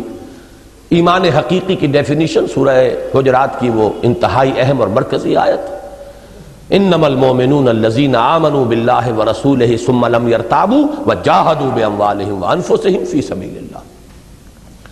حقیقتاً تو مومن صرف وہ ہیں جو ایمان لائے اللہ پر اور اس کے رسول پر، پھر شک میں نہیں پڑے، یقین کی کیفیت، اور اس یقین کا ظہور، اس کا مظہر وجاہدوا باموالہم وانفسہم فی سبیل اللہ، پھر جہاد کیا انہوں نے اپنی جانوں اور مالوں کے ساتھ اللہ کی راہ۔ اب اس کشمکش کے مراحل کو سمجھیے، اسی لیے میں کہتا ہوں مجھے اپنی تحریر بہت پسند ہے، میرے پورے قرآنی فکر کا خلاصہ ہے اس میں، پورے منتخب نصاب کا لب لباب ان 6 صفحات کے اندر ہے، بلکہ اس کے اندر اضافی بات وہ ہے جو میں نے عرض کیا کہ قرآن کی طرف سے جو توجہ ہٹی ہے تو اس کا پروسیس شروع کہاں سے ہوا ہے، وہ اضافی بات ہے جو منتخب نصاب کا موضوع نہیں ہے۔ منتخب نصاب کا موضوع تو ایمان، عمل اور پھر جہاد، اور جہاد کے مراحل یہی ہے، اس سب کا خلاصہ ان 6 صفحات میں بلکہ 4 صفحات میں ہے۔ اس تصادم اور کشمکش کا اولین ظہور انسانوں کی اپنی شخصیت کے داخلی میدان کارزار میں ہوا، کیونکہ انسان بھی تو کوئی ایک شخصیت نہیں ہے، انسان میں 2 شخصیتیں ہیں۔ انسان میں اس کے اینیمل انسٹنکٹس بھی ہیں، اس کا اڈ ہے، اس کا لیبیڈو ہے، اس کی نفسانی خواہشات ہیں، اسے مال سے محبت ہے، انہ لحب الخیر لشدید، وہ دنیا میں غلبہ چاہتا ہے، ڈومینیشن چاہتا ہے، بغیم بینہم یہ بھی اس کے اندر موجود ہے۔ تو اب ظاہر بات ہے کہ ایمان جو ہے وہ داخل ہوا دل میں، اور اس دل کے اوپر نیچے سے بھی کچھ اثرات آ رہے ہیں، اس کے نفس امارہ کے۔ اب یہاں ایک میدان کارزار جو ہے انسان کی اپنی شخصیت کی، باطنی شخصیت کے میدان میں اب ایک جنگ شروع ہو جائے گی۔ سب سے پہلے یہ جنگ ہے، یہ تصادم ہے جس کا نام جہاد ہے، جہاد مع النفس۔ جو حضور سے پوچھا گیا ای الجہاد افضل یا رسول اللہ، آپ نے فرمایا ان تجاہد نفسک فی طاعت اللہ، سب سے افضل جہاد کون سا ہے اللہ کے رسول؟ فرمایا یہ کہ تم اپنے نفس کے ساتھ جہاد کرو، اسے اللہ کا مطیع بناؤ۔ نفس ما ہم کم طرز فرعون نیست لیکن اراعون ایراعون نیست، میرا نفس بھی فرعون سے کم نہیں ہے۔ بڑا پیارا شعر ہے مولانا روم کا، میرے بہت سے دروس میں آپ نے سنا ہوگا۔ جیسے فرعون نے کہا تھا کہ الیس لی ملک مصر، یہ مصر کی حکومت میری ہے، میرا حکم چلے گا، ایسے میرا نفس کہتا ہے یہ وجود میرا ہے، اس پر میری مرضی چلے گی۔ نفس ما ہم کم طرز فرعون نیست۔ یہی وجہ ہے کہ مجاہدہ مع النفس کو افضل الجہاد قرار دیا گیا۔ پھر جب یہ ایمان اشخاص کے باطن میں اس طرح راسخ اور مستولی ہو گیا کہ ریب اور تشکک کے کانٹے نکل گئے، ریب، شک، تشکک، یہ شک ہی سے باب تفاعل میں شک حاصل کرنا، شک میں پڑ جانا، یہ کانٹے نکل گئے، تو اسی جہاد و مجاہدے کا ظہور عالم خارجی میں ظالموں، سرکشوں اور خدا کے باغیوں سے کشمکش اور تصادم کی صورت میں ہوا، جس کا مقصد قرار پایا تکبیر رب وربک فکبر۔ تو یہ 2 جہاد ہو گئے۔ پہلا اندر ہوا ہے، اپنی شخصیت کے اندر۔ اب اسی کیفیت کو کہا جاتا ہے، جب میں نے یہ کہا کہ جب یہاں پر تمکن حاصل ہو گیا، راسخ اور مستولی ہو گیا، اسی کا نام ہے یا ایتھا النفس المطمئنہ ارجعی الی ربک راضیۃ مرضیہ۔ جب تک یہ ایمان، اور ایمان ظاہر بات ہے کہ وہ تو غذا بنی ہے قلب اور روح کی، اور ادھر سے انسان کے جو لوور انسٹنکٹس ہیں، اینیمل انسٹنکٹس ہیں، ان کا دباؤ پڑ رہا ہے، کشمکش ہو رہی ہے۔ جب تک کیفیت یہ تھی کہ یہ اینیمل انسٹنکٹس غالب تھے تو ان النفس لامارۃ بالسوء، یہ نفس تو برائی کا حکم دیتا ہی ہے اور ہم ہاتھ جوڑ کر اس کی پیروی کرتے ہی ہیں۔ یہ ہے کیفیت اولا، پہلی کیفیت۔ اب ایک کشمکش ہوئی، کبھی آپ ور ہو گئے، ایمان جیت گیا، کبھی نفس جیت گیا۔ اگر یہ کیفیت ہے، اس کا نام ہے نفس لوامہ، کہ جب نفس جیت جاتا ہے تو اندر سے کوئی ملامت کرنے والی شے، یہ کیا کیا تم نے، یہ غلط کام کیا تم نے، یہ نہیں کرنا چاہیے تھا۔ یہ نفس لوامہ کی کیفیت ہے۔ ابھی گویا کہ ڈاما ڈول معاملہ ہے، سی سو ہے، کبھی یہ اوپر ہو گیا، کبھی یہ اوپر ہو گیا، جیسے کہ وہ بچے کھیلتے ہیں۔ لیکن جب یہ جہاد مع نفس جو ہے، اندر کا جہاد، یہ جب اس کیفیت کو پہنچ گیا کہ قلب اور روح کو غلبہ حاصل ہو گیا، نفس کے اوپر اس کا استیلا، اس کا غلبہ، اس کا تحکم، اس کا کنٹرول، یہ پوری طریقے سے جم گیا، اب یہ ہے مطمئن، یا ایھا النفس المطمئنہ ارجعی الی ربک راضیۃ مرضیہ۔ بہرحال یہ تو ہے وہ اندر کی 3 سٹیجز۔ اب یہ باہر نکلا ہے جہاد وہاں سے، تو وہ کیا ہے؟ عالم خارجی میں ظالموں، سرکشوں اور خدا کے باغیوں سے کشمکش اور تصادم کی صورت میں ہوا، جس کا مقصد قرار پایا تکبیر رب۔ تکبیر رب سورہ مدثر، یا ایھا المدثر قم فانذر وربک فکبر۔ اب دیکھیے پہلا جہاں سے آغاز تھا ہمارا وہ انذار تھا، ہوش میں آؤ، جاگو، القاریہ ملقاریہ وما ادراک ملقاریہ، یہ انذار تھا۔ اور دوسرا وربک فکبر، اب یہ تکبیر رب ہے، رب کی بڑائی بالفعل قائم کی جائے، پہلے اس کا چرچا کیا جائے، اعلان کیا جائے، غلغلہ بلند کیا جائے، اور پھر کشمکش کرتے ہوئے جو بھی خدائی کے دعوے دار بن کر بیٹھے ہوئے ہیں ان سے پنجہ آزمائی کر کے، اور اللہ کے کلمے کی سربلندی، اللہ کے دین کا غلبہ، اس کو اسٹیبلش کیا جائے، یہ تکبیر رب ہے۔ تو سورہ مدثر کا بھی ہمارا جو ہمارا مسلسل درس قرآن ہے، ابھی سورہ مزمل ہم نے ختم کی ہے، اگلا درس جو ہے سورہ مدثر کی ان 3 آیات ہی کا ہوگا انشاءاللہ۔ اقبال کے 2 اشعار اس میں بہت خوب ہیں۔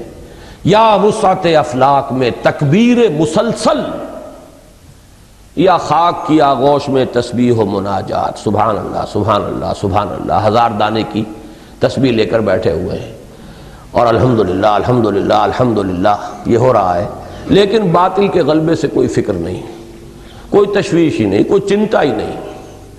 وہ یا خاک کی آغوش میں تسبیح و مناجات، اور وہ ہے اللہ اکبر، اس کا نعرہ۔ یا وسعت افلاک میں تکبیر مسلسل، یا خاک کی آغوش میں تسبیح و مناجات، وہ مسلک مردان خداگاہ خدا مست۔ اب دیکھیے دونوں الفاظ جو کل بھی آئے تھے، معرفت ربانی اور معرفت نفس، اپنے آپ کو پہچانو اور اپنے رب کو پہچانو، اپنی حقیقت، اپنی عظمت، اپنا مقام۔ تو وہ مسلک مردان خداگاہ خدا مست، اور یہ مذہب ملا و جمادات و نباتات، یہ تسبیح و تحمید اور اس کی لمبی لمبی تسبیحیں، اور اس کے ساتھ یہ تو تسبیح کر رہا ہے کائنات کا ذرہ ذرہ، گھاس کا تنکا بھی پڑا ہوا تسبیح کر رہا ہے، ہر شے یسبح للہ ما فی السماوات و ما فی الارض۔ انسان سے تو کچھ اور درکار تھا، فرشتوں نے بھی یہی کہا تھا نحن نسبح بحمدک ونقدس لک، پروردگار ہمارے سمجھ میں نہیں آ رہا کمی کون سی ہے، تسبیح و تحمید و تقدیس میں لگے ہوئے ہم، کس لیے یہ خلافت اور کس لیے آدم کی تخلیق؟ تو معلوم ہوا انسان سے کچھ اور درکار ہے، کچھ اور مطلوب ہے۔ وہ جو اقبال کے شعر ہیں شاید پوری طرح اس وقت مجھے مستحضر نہ ہو، کہ مقام بندگی دیگر مقام عاشقی دیگر۔ یہ مقام بندگی صرف انسان سے درکار نہیں، مقام عاشقی درکار ہے۔ بندگی تو کائنات کا ذرہ ذرہ کر ہی رہا ہے، انسان کے بھی سلوک میں پہلا مرحلہ ہے بندگی، اس سے آگے تو عاشقی ہے۔ عاشقی کیا ہے؟ زنوری سجدہ می خواہی ز خاکی بے شذا خواہی۔ نوری مخلوق سے، ملائکہ سے تو سجدہ چاہیے، تسبیح چاہیے، تحمید چاہیے، اور خاکی انسان سے کچھ اور چاہیے۔ چنا خود را نگہداری کہ بائی بے نیازی ہا، شہادت بر وجود خود ز خون دوستاں خواہی۔ بندوں سے تو درکار یہ ہے کہ اب میری راہ میں آؤ، جنگ کرو، گردنیں کٹواؤ، خون دوستاں، اپنے دوستوں کے خون سے اپنے وجود پر شہادت چاہیے تجھے۔ بندوں سے یہ درکار ہے، اس خاکی وجود سے اور نوری وجود سے صرف سجدہ اور تسبیح و تحمید۔ وہ مقام بندگی ہے، یہ مقام عاشقی ہے۔ مقام بندگی دیگر، مقام عاشقی دیگر۔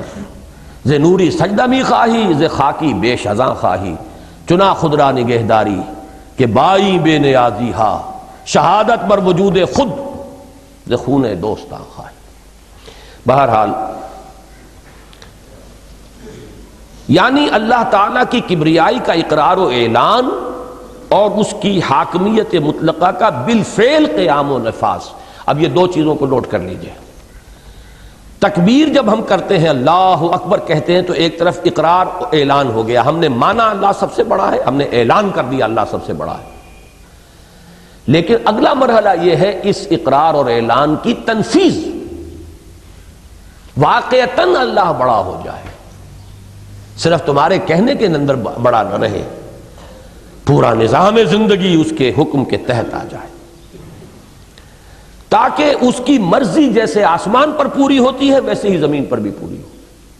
یہ ہے وہ لارڈس پریئر عیسائیوں کی جو ہے، حضرت مسیح علیہ السلام نے جو تلقین فرمائی۔ اب بہرحال یہ جیسا کچھ بھی ہمارے پاس ہے، یہی بائبل ہی ہمارے پاس ذریعہ ہے، اس میں کوئی کمی بیشی ہے، لیکن بہرحال مشکات نبوت کے انوار سے خالی نہیں ہے، بہت سی چیزیں تو صحیح ہیں۔ اسی میں یہ ہے لارڈس پریئر میں، دائی کنگڈم کم، اے رب تیری حکومت آئے، thy will be done on earth as it is in heaven, تیری مرضی زمین پر بھی اسی طرح پوری ہو جیسی آسمانوں میں پوری ہو رہی ہے۔ سورج تیرے حکم کے مطابق چل رہا ہے، چاند تیرے حکم کے مطابق چل رہا ہے، ہوائیں تیرے حکم کے مطابق چل رہی ہیں۔ یہ فساد ہے جو زمین میں ہوا ہے، ظہر الفساد فی البر والبحر، زمین کے بحر و بر کے اندر فساد و نما ہو گیا ہے، بغاوت ہے اللہ کے خلاف۔ اس بغاوت کو فروغ کر کے وَيَكُونَ الدِّينُ كُلُّهُ لِلَّهِ، دین کل کا کل پھر اللہ ہی کے لیے ہو جائے، اس کے لیے جہاد یہ اس کی آخری منزل ہے، اور اس کی آخری منزل ہے قتال فی سبیل اللہ، جس کا منتہائے مقصود معین ہوا ان الفاظ میں، وَقَاتِلُوهُمْ حَتَّى لَا تَكُونَ فِتْنَةٌ وَيَكُونَ الدِّينُ كُلُّهُ لِلَّهِ، اور جنگ کرتے رہو ان سے یہاں تک کہ فتنہ بالکل فروغ ہو جائے اور اطاعت کلیتاً اللہ ہی کی ہونے لگے۔ ایمان و یقین اور جہاد و قتال کا یہی وہ لزوم باہمی ہے، آپس میں لزوم، لازمہ کہتے ہیں چپک گیا، لازم وہ شے جو چپکی ہوئی ہو، علیحدہ نہ کی جا سکے، جزو لازم۔ اسی طریقے سے یہ لزوم باہمی، دو چیزیں انسیپریبل ہو جائیں، جڑی ہوئی ہو اس طرح کہ انہیں جدا نہ کیا جا سکے۔ ایمان و یقین اور جہاد و قتال کا یہی وہ لزوم باہمی ہے جس کو نہایت واضح اور واشگاف الفاظ میں بیان کیا گیا قرآن حکیم کی اس آیہ مبارکہ میں، انما المؤمنون الذین آمنوا باللہ ورسولہ ثم لم یرتابوا وجاہدوا باموالہم وانفسہم فی سبیل اللہ اولئک ھم الصادقون۔ مومن تو بس وہی ہیں جو ایمان لائے اللہ پر اور اس کے رسول پر، پھر شک میں نہ پڑے اور جہاد کرتے رہے اللہ کی راہ میں اور کھپاتے رہے اس میں اپنے اموال اور اپنی جانیں، حقیقت میں یہی ہے سچے، یعنی سچے اپنے دعوی ایمان میں۔ واضح رہے کہ اس آیہ مبارکہ کے اول و آخر حصر کا اسلوب بھی ہے، انما بھی کلمہ حصر ہے، اولئک ھم الصادقون میں ہم کی ضمیر جو لائی گئی ہے وہ بھی حصر کے لیے، مومن صرف یہی ہے۔ اور آیہ ما قبل میں اس سے پہلی جو آیت ہے، قالت الاعراب آمنا قل لم تؤمنوا ولکن قولوا اسلمنا، آیہ ما قبل میں حقیقی ایمان اور قانونی اسلام کے مابین فرق و امتیاز کا مضمون بھی گویا مومن صادق کی جامع و مانع تعریف قرآن حکیم کی کسی ایک آیت میں مطلوب ہو تو وہ یہی آیت ہے۔ جامع اور مانع کا لفظ جسے کہتے ہیں اس کو سمجھ لیجئے، کسی شے کو آپ ڈیفائن کرنا چاہتے ہیں، ڈیفینیشن کسے کہتے ہیں؟ ایک شے بالکل معین ہو جائے، معین تبھی ہوگی جبکہ کوئی اشتباہ غیر سے نہ رہے، اس کے سوا جو ہے اس سے وہ علیحدہ ہو جائے اور اس کا کوئی جز اس سے باہر نہ رہے، تو اسے کہتے ہیں جامع و مانع تعریف۔ جامع ہے کہ اس شے کے تمام اجزاء اس کے اندر آ گئے، اس ڈیفینیشن کے اندر، آل ایمبریسنگ، آل انکلوڈنگ، اور مانع ہے کہ کسی اور شے کو اپنے اندر داخل نہ ہونے دے، کوئی اور شے جو ہے اس تعریف کے اندر آ نہ جائے، تو اسے کہیں گے جامع و مانع تعریف۔ تو جامع و مانع تعریف میرے نزدیک، میرے مطالعے کی حد تک ایمان کی، بندہ مومن کی، اس کے لیے اہم ترین مقام سورہ حجرات کی آیت نمبر 15 ہے۔ الغرض قرآن کے اصل حاصل ہیں ایمان اور یقین، اور ان کا لازمی نتیجہ ہے جہاد اور قتال۔ ان میں سے ایمان و یقیناً اصلاً ایک معنوی حقیقت اور داخلی کیفیت کا نام ہے۔ اب اگر یہ ہمارے مزاج کے خلاف نہ ہوتا تو میں ذرا یہاں ایک انسان کا ڈھانچہ سا بنا کر، پھر دل تو اس کے اندر ہے نا، چھپا ہوا ہے، ایک ہاتھ میں قرآن، ایک ہاتھ میں تلوار۔ قرآن سے وہ کرنٹ فلو کر رہا ہے دل کی طرف، ایمان، یقین، جذبہ، جوش، جہاد، اور یہ کرنٹ ہے جو دوسرے ہاتھ کو، تلوار کو طاقت فراہم کر رہا ہے۔ تو گویا کہ تین ہوئی بنیادی حقیقتیں، قرآن، ایمان، جہاد۔ اس میں سے ایمان ایک داخلی کیفیت ہے، وہ ایک انسان کی باطنی کیفیت ہے، وہ نظر نہیں آتی، لہذا عالم ظاہر میں بندہ مومن کی شخصیت کا جو حیولہ سامنے آئے گا وہ کیا ہوگا؟ ایک ہاتھ میں قرآن، ایک ہاتھ میں تلوار۔ یہ ہے بندہ مومن کی شخصیت۔ چنانچہ عالم خارجی میں اسلام کی دو عظیم ترین اور نمایاں ترین حقیقتیں ہیں، قرآن اور جہاد۔ یہی وجہ ہے کہ یہ دونوں ایمان حقیقی کی مستقل علامتوں یعنی سمبلز کی حیثیت رکھتے ہیں، اور مرد مومن کی شخصیت کا جو حیولہ تخیل اور تصور میں ابھرتا ہے، اس کے ایک ہاتھ میں قرآن اور دوسرے ہاتھ میں تلوار لازمی و لابدی ہے۔ اب یہاں سے دوسرا معاملہ شروع ہو رہا ہے۔ گویا کہ جو میں نے کہا تھا کہ میرے یہ منتخب نصاب یا قرآنی فکر کا خلاصہ یہ تو 3 یا 3.5 صفحوں میں آ گیا ہے۔ اب 2.5 صفحوں میں ایک تبدیلی کی طرف پیش قدمی ہے۔ یہ کیفیات سیعودو والی بات، اس کی طرف نقطہ آغاز کیا ہے؟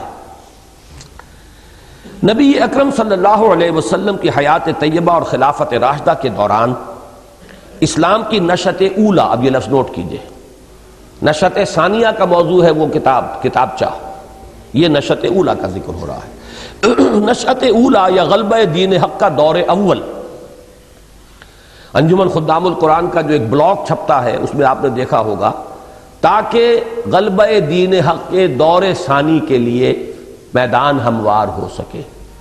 غلبہ دین حق نہیں ہوا اس کے بعد کبھی، مسلمانوں کا غلبہ ہوا، مسلمانوں کی حکومتیں بنی، مسلمانوں کی تہذیب جو ہے اس کا ڈنکا بجا، مسلمانوں کو شان و شوکت و سطوت حاصل ہوئی، دین حق کا غلبہ نہیں ہوا اس کے بعد۔ وہ تو پہلے ہوا تھا، یا اب ہوگا، کب ہوگا، کہاں سے ہوگا، یہ اللہ جانتا ہے، ہوگا لازماً، یہ دوسری بات ہے۔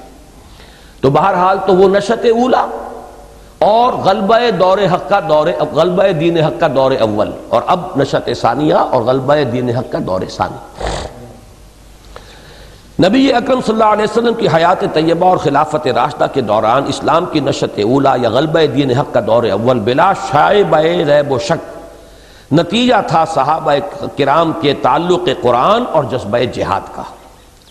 لیکن یہ بھی ایک ایسی تاریخی حقیقت ہے جس سے انکار ممکن نہیں کہ جیسے ہی اسلام نے ایک مملکت اور سلطنت کی صورت اختیار کی، ان دونوں کی حیثیت ثانوی ہو کر رہ گئی۔ اب یہ سلطنت اور مملکت دور خلافت راشدہ کو اس سے خارج کر دیجئے، کہنے کو وہ بھی ایک حکومت تھی، لیکن اسی لیے ہم کہتے ہیں خلافت راشدہ کو خلافت علی منہاج النبوہ۔ وہ کوئی قوم کی حکومت کسی کی نہیں تھی، وہ کوئی امپیریلزم نہیں تھا معاذ اللہ، وہ کسی قبیلے کی بالادستی نہیں تھی، وہ تو وہی دور سعادت جو ہے دور نبوت اسی کی کنٹینویشن ہے۔ لیکن جیسے ہی وہ ایک مملکت بنی، دور ملوکیت کا جیسے ہی آغاز ہوا، سلطنت اقوام غالب کی ہے ایک جادوگری، جب سے اس دور کا آغاز ہوا ہے، یہ دونوں پس منظر میں فیڈ کرتے چلے گئے۔ یہ آج آپ کو سمجھ میں آئے گا، ٹیلی ویژن پہ کبھی آپ دیکھتے ہو کوئی سین جو ہے وہ رفتہ رفتہ غائب ہوتا ہے، ایک دم نہیں، وہ فیڈ کرتے ہیں، اسے فیڈ کرتے کرتے ختم ہو جاتا ہے۔ یہ دونوں چیزیں جو اصل میں تھیں فور فرنٹ میں، یہ فیڈ اوے کرنا شروع کیا انہوں نے، یہ پیچھے کو ہٹتی ہوئی اور ان کی کیفیت ثانوی ہوتی چلی گئی، اور ایسا ہونا ایک حد تک منطقی اور فطری بھی تھا۔ یہ ہے وہ بات جو میں کہہ رہا ہوں کہ میرے علم کی حد تک اس نقطے پر شاید اس سے پہلے کسی شخص کی توجہ نہ ہوئی ہو۔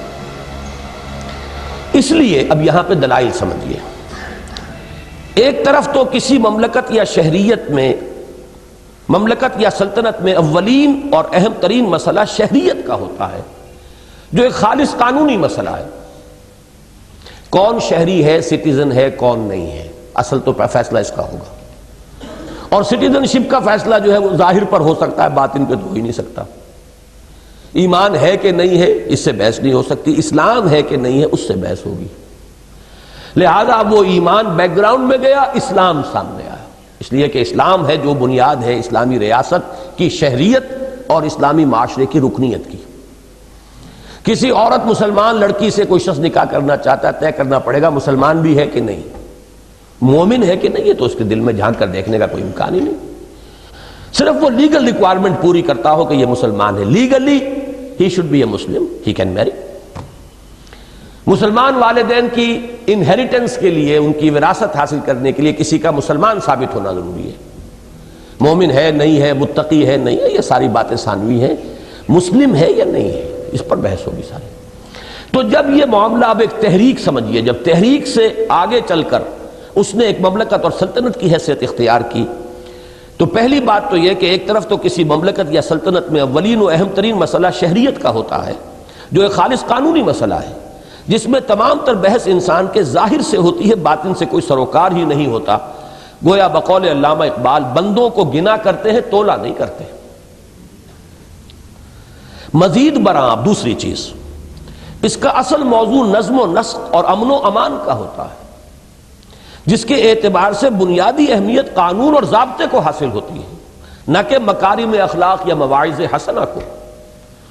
حکومت کے اعتبار سے تو نظم و نسق ہو، اس کے لیے قانون، چور کا ہاتھ کاٹا جائے، ڈاکے کی سزا دی جائے، زنا پہ رجم کیا جا رہا، اس کی حیثیت ہوگی نا.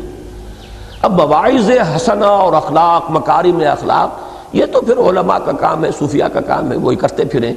گورنمنٹ کے لیول پر ان چیزوں سے بحث نہیں ہوتی. وہاں تو قانون، قاضی، مفتی، قضاء کا شعبہ، افتاء کا شعبہ، اس کی اہمیت ہو. حتیٰ کہ اس اعتبار سے قصاص عفو پر مقدم ہو جاتا ہے. یہ دونوں چیزیں ہمارے دین میں، قصاص بھی ہے، بدلہ بھی، عفو بھی ہے. لیکن عفو ایک باطنی ترفع کا ذریعہ بنتا ہے.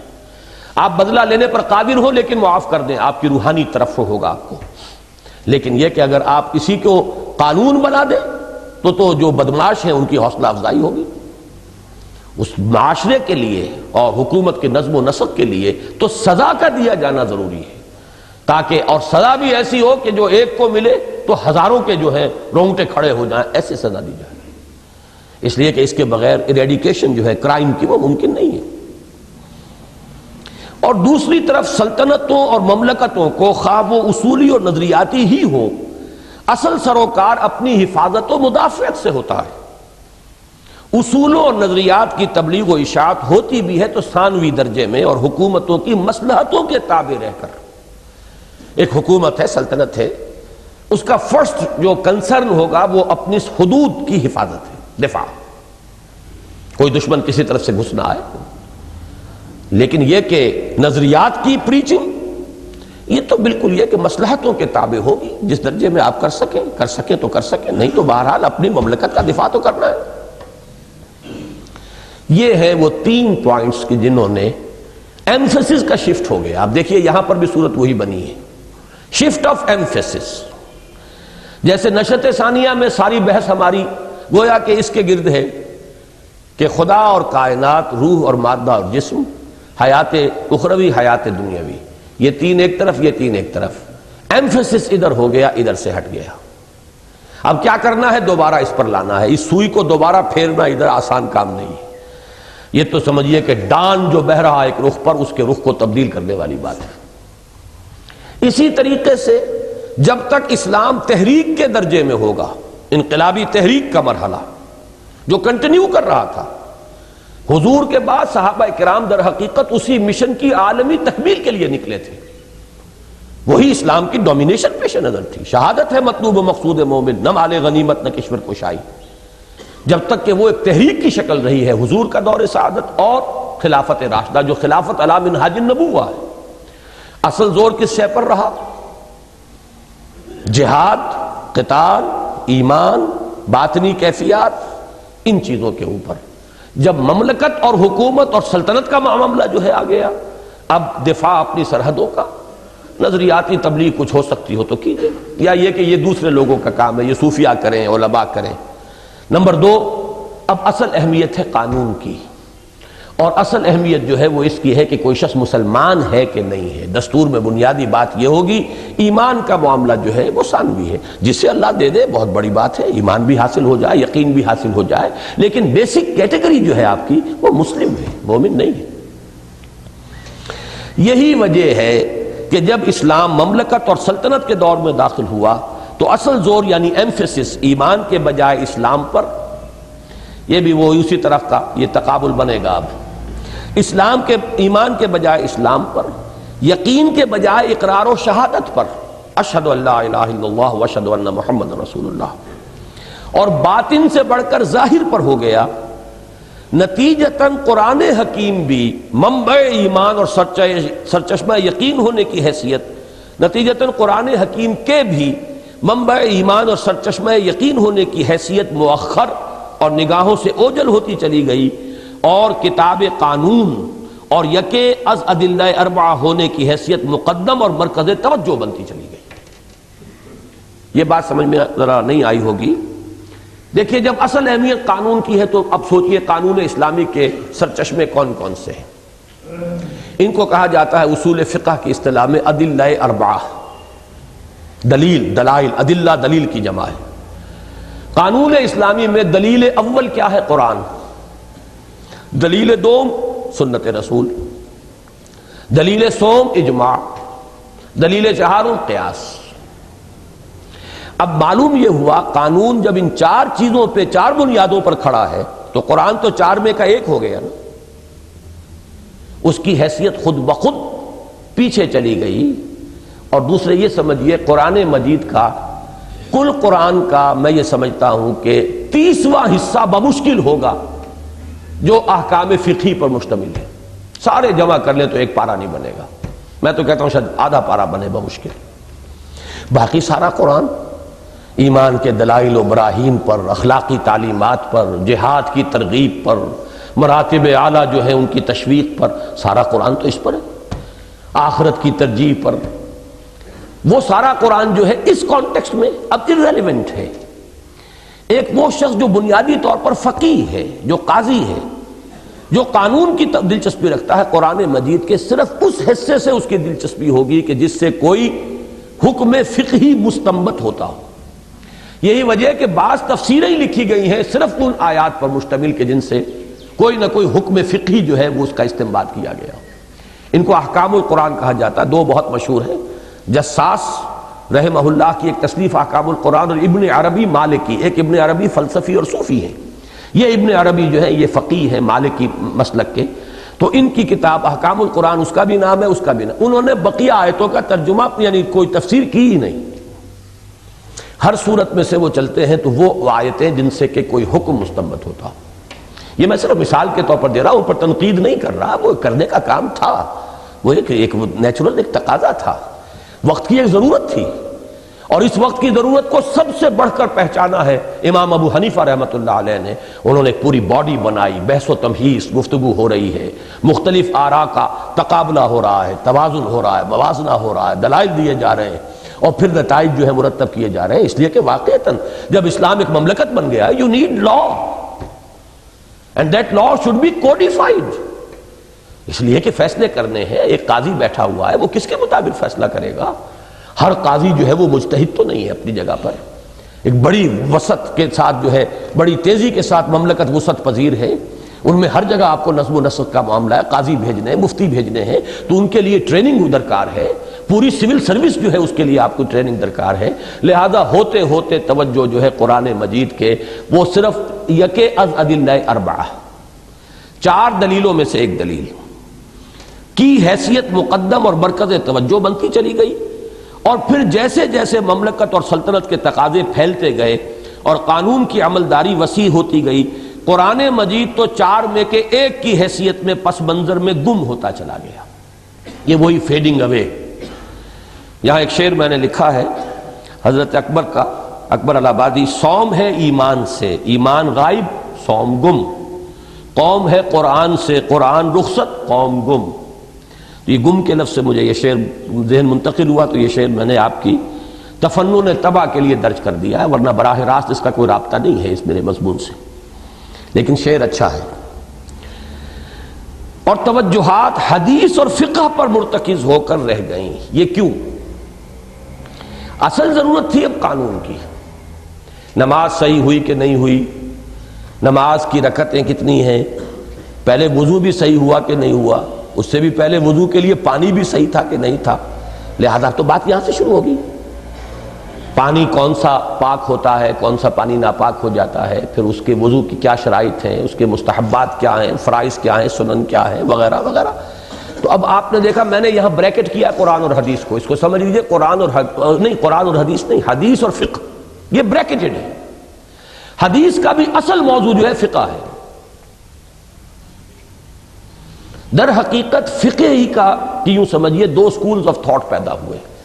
ایک سکول آف تھاٹ یہ تھا کہ ہمیں استنباط، عقلی دلیل، قیاس، اس پر توجہ زیادہ کرنی چاہیے.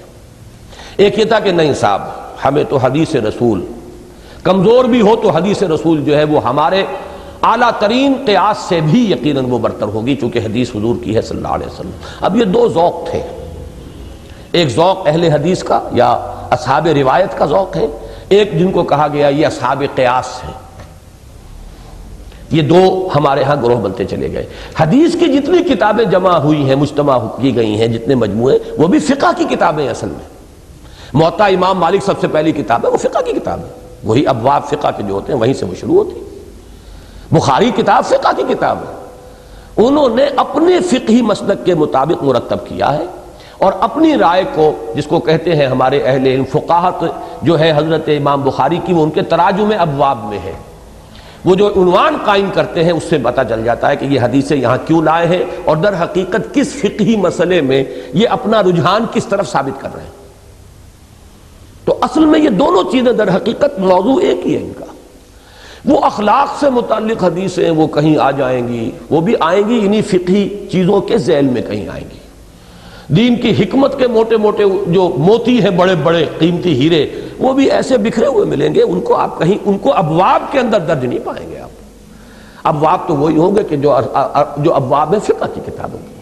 تو قرآن اور ادھر حدیث اور فقہ کو بریکٹ کر لیجئے. در حقیقت یہ ایک ہی شے ہے جس کے کہ دو انداز فکر ہیں، دو رجحانات ہیں، دو مزاج ہیں، اس کے سوا ان میں فرق نہیں ہے. اور قانون اسلامی کا جو منبع اور سرچشمہ ہے بیسیکلی وہ تو در حقیقت حدیث ہے. قرآن کا تو بہت تھوڑا حصہ ہے. کتنے احکام قرآن سے آپ نکالیں گے؟ اصل میں تو اس قرآن کی روح کے مطابق حضور نے جب اس کی تعمیل کی، ایک نظام قائم کیا، تمام معاملات کو اس پر استوار کیا، تو حضور کا عمل قول یا فعل یا تقریر، یہ حدیث کی تعریف ہے. جو آپ نے کچھ فرمایا ہو کہ یوں کرو یا یوں نہ کرو، یا آپ نے خود کیا ہو، یا یہ کہ آپ کے سامنے کوئی کام کیا گیا اور آپ نے روکا نہیں، یہ تقریر کہلاتی ہے. ان چیزوں کو جمع کیا گیا اس لیے کہ قانون کی بنیاد یہ بنے گی. اگر آپ روک دیتے تو وہ حرام کے درجے میں آ جاتا. نہیں روکا، اس کا مطلب سند حاصل ہوئی کہ حضور کے سامنے کام ہوا ہے، آپ نے اسے برقرار رکھا. جسے ہم برقرار رکھنا کہتے ہیں وہ ہے اس اصطلاح میں تقریر. تو حضور کا قول، حضور کا فعل، حضور کی تقریر، یہ ہے حدیث. اور سارا جو فقہ کا معاملہ وہ یہیں سے تو چلتا ہے. قرآن مجید میں تو کچھ اصول ہیں، کچھ فنڈامنٹلز ہیں. زیادہ سے زیادہ یہ کہا جا سکتا ہے کہ فیملی لاز میں بڑی تفصیلی احکام جو ہے قرآن نے دیے ہیں. باقی ریاست، حکومت، سیاست، معیشت، معاشرت بہت کم جو ہے قرآن مجید کے اندر آپ کو ملیں گے. اصول ملیں گے، ڈائریکٹیو پرنسپلز ملیں گے، فنڈامنٹلز ملیں گے، لیکن تفصیلی احکام تو حدیث میں ہے. یا پھر جو ہمارے وہ مسلک تھا جس نے قرآن سے، حدیث سے استنباط کر کے اور ان خلا کو پر کیا ہے اور اس کے اندر ان کا رجحان قیاس کی طرف تھا، تو وہ گویا کہ اصحاب قیاس جو ہے وہ شمار ہوئے. تو فقہ اور حدیث در حقیقت ایک ہی شے کے دو رخ ہیں. تو پھر پڑھیے یہ پیرا. یہی وجہ ہے کہ جب اسلام مملکت اور سلطنت کے دور میں داخل ہوا تو اصل زور، ایمفیسس ایمان کے بجائے اسلام پر، یقین کے بجائے اقرار و شہادت پر، اور باطن سے بڑھ کر ظاہر پر ہو گیا. نتیجتاً قرآن حکیم کے بھی منبع ایمان اور سرچشمہ یقین ہونے کی حیثیت مؤخر اور نگاہوں سے اوجل ہوتی چلی گئی، اور کتاب قانون اور یکے از ادلہ اربعہ ہونے کی حیثیت مقدم اور مرکز توجہ بنتی چلی گئی.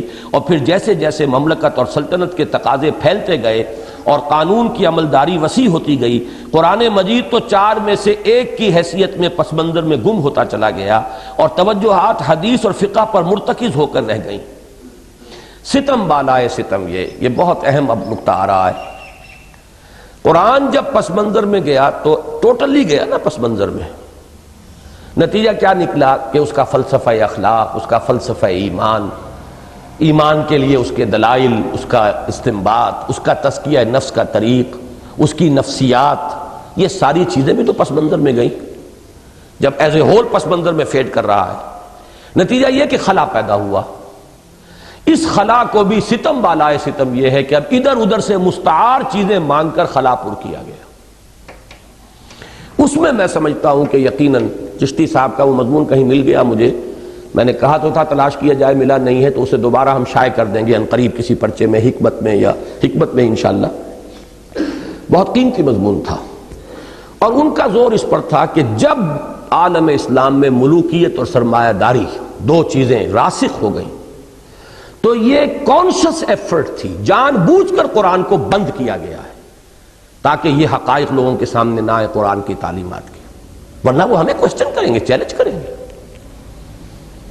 یہ جو سرمایہ داروں کی جو مذمت ہوتی ہے قرآن مجید میں، ان کے اوپر جس طریقے سے گولہ باری ہوتی ہے سورتوں کے اندر، وَيْلٌ لِكُلِّ هُمَزَةٍ لُمَزَةٍ الَّذِي جَمَعَ مَالًا وَعَدَّدَهُ يَحْسَبُ أَنَّ مَالَهُ أَخْلَدَهُ كَلَّا لَيُنبَذَنَّ فِي الْحُطَمَةِ۔ تو وہ تو چاہتے تھے یہ بند ہی رہے تو بہتر ہے، ان چیزوں کی بجائے ادھر ادھر سے لاؤ، کوئی فلسفے کہیں اور سے لاؤ، اخلاقیات کے لیے تعلیم کہیں اور سے لاؤ، تصوف کے لیے نظریات کہیں اور سے مانگو جو انہیں پیسو تصوف سکھائیں، ایکٹیو تصوف کہیں ان کے سامنے نہ آ جائے جو چیلنج کرے، کھڑا ہو جائے میدان کے اندر، چیلنج بن کر مقابلے کے اندر آ جائے، وہ نہیں چاہیے۔ وہ چاہیے جو انہیں مست رکھو ذکر و فکر صبح گاہی میں اسے، پختہ تر کر دو مزاج خانقاہی میں اسے، اسی میں عافیت ہے، ہماری بادشاہت، ہماری سرمایہ داری، اس کے لیے اگر کہیں سے تحفظ مل سکتا ہے تو اسی طریقے سے مل سکتا ہے۔ تو یہ تو میں نے جو بات کہی ہے یہ تو ہے سٹارٹنگ پوائنٹ، اور یہ لاجیکل تھا، یہ ضروری تھا، یہ منطقی تھا، یہ نیچرل تھا، یہ تو اس کا ایک طبعی نتیجہ تھا جو ہوا ہے، اس میں کسی کانشس ایفرٹ، کسی بے ایمانی، کسی غلط نیت کا کوئی دخل نہیں، یہ تو ایک منطقی بات ہے۔ اب بھی جب ہوگا تو یہی ہوگا، کچھ عرصے کے بعد اس میں زوال آئے ہی آئے، یہ ہو ہی نہیں سکتا کہ وہ دائم رہے، اگر دائم رہتا تو حضور کا لایا ہوا انقلاب سب سے بڑھ کر حقدار تھا کہ وہ دائم ہوتا۔ اللہ تعالیٰ نے اس دنیا کو جن اصولوں پر بنایا ہے اس کے اندر یہ دوام والی بات نہیں ہے، اس میں تغیر ثبات ایک تغیر کو ہے زمانے میں، جوانی قائم نہیں رہتی، بڑھاپا آتا ہی آتا ہے، لا محالہ، کوئی نہیں روک سکتا اسے، کوئی شہنشاہ نہیں روک سکا، کوئی حکیم جعلی نوس نہیں روک سکا اپنے بڑھاپے کو، وہ تو آوے ہی آوے۔ لہذا اس طریقے سمجھ لیجئے کہ ایک تو ہے بالکل منطقی بات، فطری بات، نیچرل بات، وہ میں نے لی ہے، باقی وہ بات جو چشتی صاحب نے اپنے مضمون میں لکھی تھی غلط نہیں ہے یہی بہتر الہیات میں الجھا رہے، یہ کتاب اللہ کی تعویلات میں الجھا رہے، اس کو الجھاؤ ان بحثوں کے اندر ہے۔ قرآن کے الفاظ کے بارے میں کیا ہے؟ حادث ہے، الفاظ حادث یا قدیم ہے، کتاب اللہ کے الفاظ حادث یا قدیم، امت مرحوم کی ہے کس عقیدے میں نجات، ابن مریم مر گیا یا زندہ جاوید ہے، اس طرح کے مسائل ان کو لے کر اٹھ کھڑے ہو، الجھاؤ انہیں، مناظرے دکھاؤ، کشتیاں دکھاؤ، علماء جو ہے ایک دوسرے کے ساتھ جو ہے وہ ان کو دنگل، آج آپ کے کرکٹ کے میچ دکھاتے ہیں، پہلے انہوں نے دنگل مولویوں کے دکھائے، لڑ رہے ہیں یہاں پر، مناظرے ہو رہے ہیں، تاکہ اس کے اندر ان کو مست رکھو، ان کو اس کے اندر دلچسپی جو ہے اس پہ پیدا کرو۔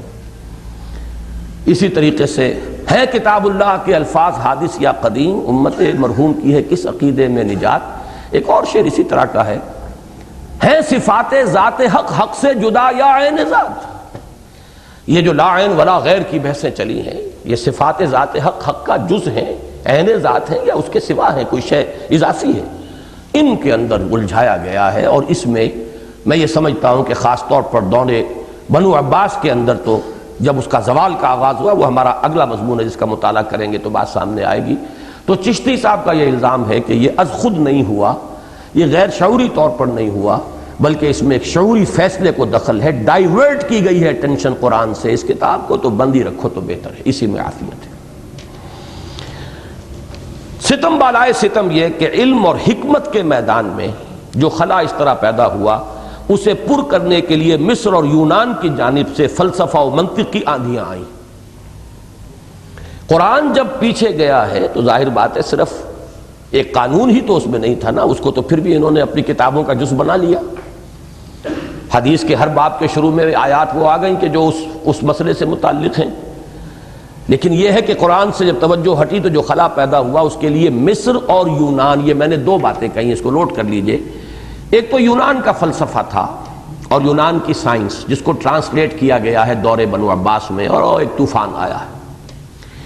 ایک مصر میں اسکندریہ جو ہے یہ بہت اہم مقام رہا ہے، کلچر، فلسفہ، فکر، اس کے اعتبار سے، اور وہاں سے وہ نیو پلیٹونزم جو کہ ایک خاص مکتبہ فکر ہے، جس سے تصوف در حقیقت جو ہے جو ہمارے ہاں آیا ہے، وہ افلاطون، پھر افلاطون کے بھی نو افلاطونی نظریات کہ جو اسکندریہ جس کا مرکز بنا ہے، وہاں سے وہ تصوف کے دھارے جو آئے ہیں عالم اسلام کی طرف، اور یونان سے براہ راست ارسطو کی منطق آئی ہے ہمارے پاس۔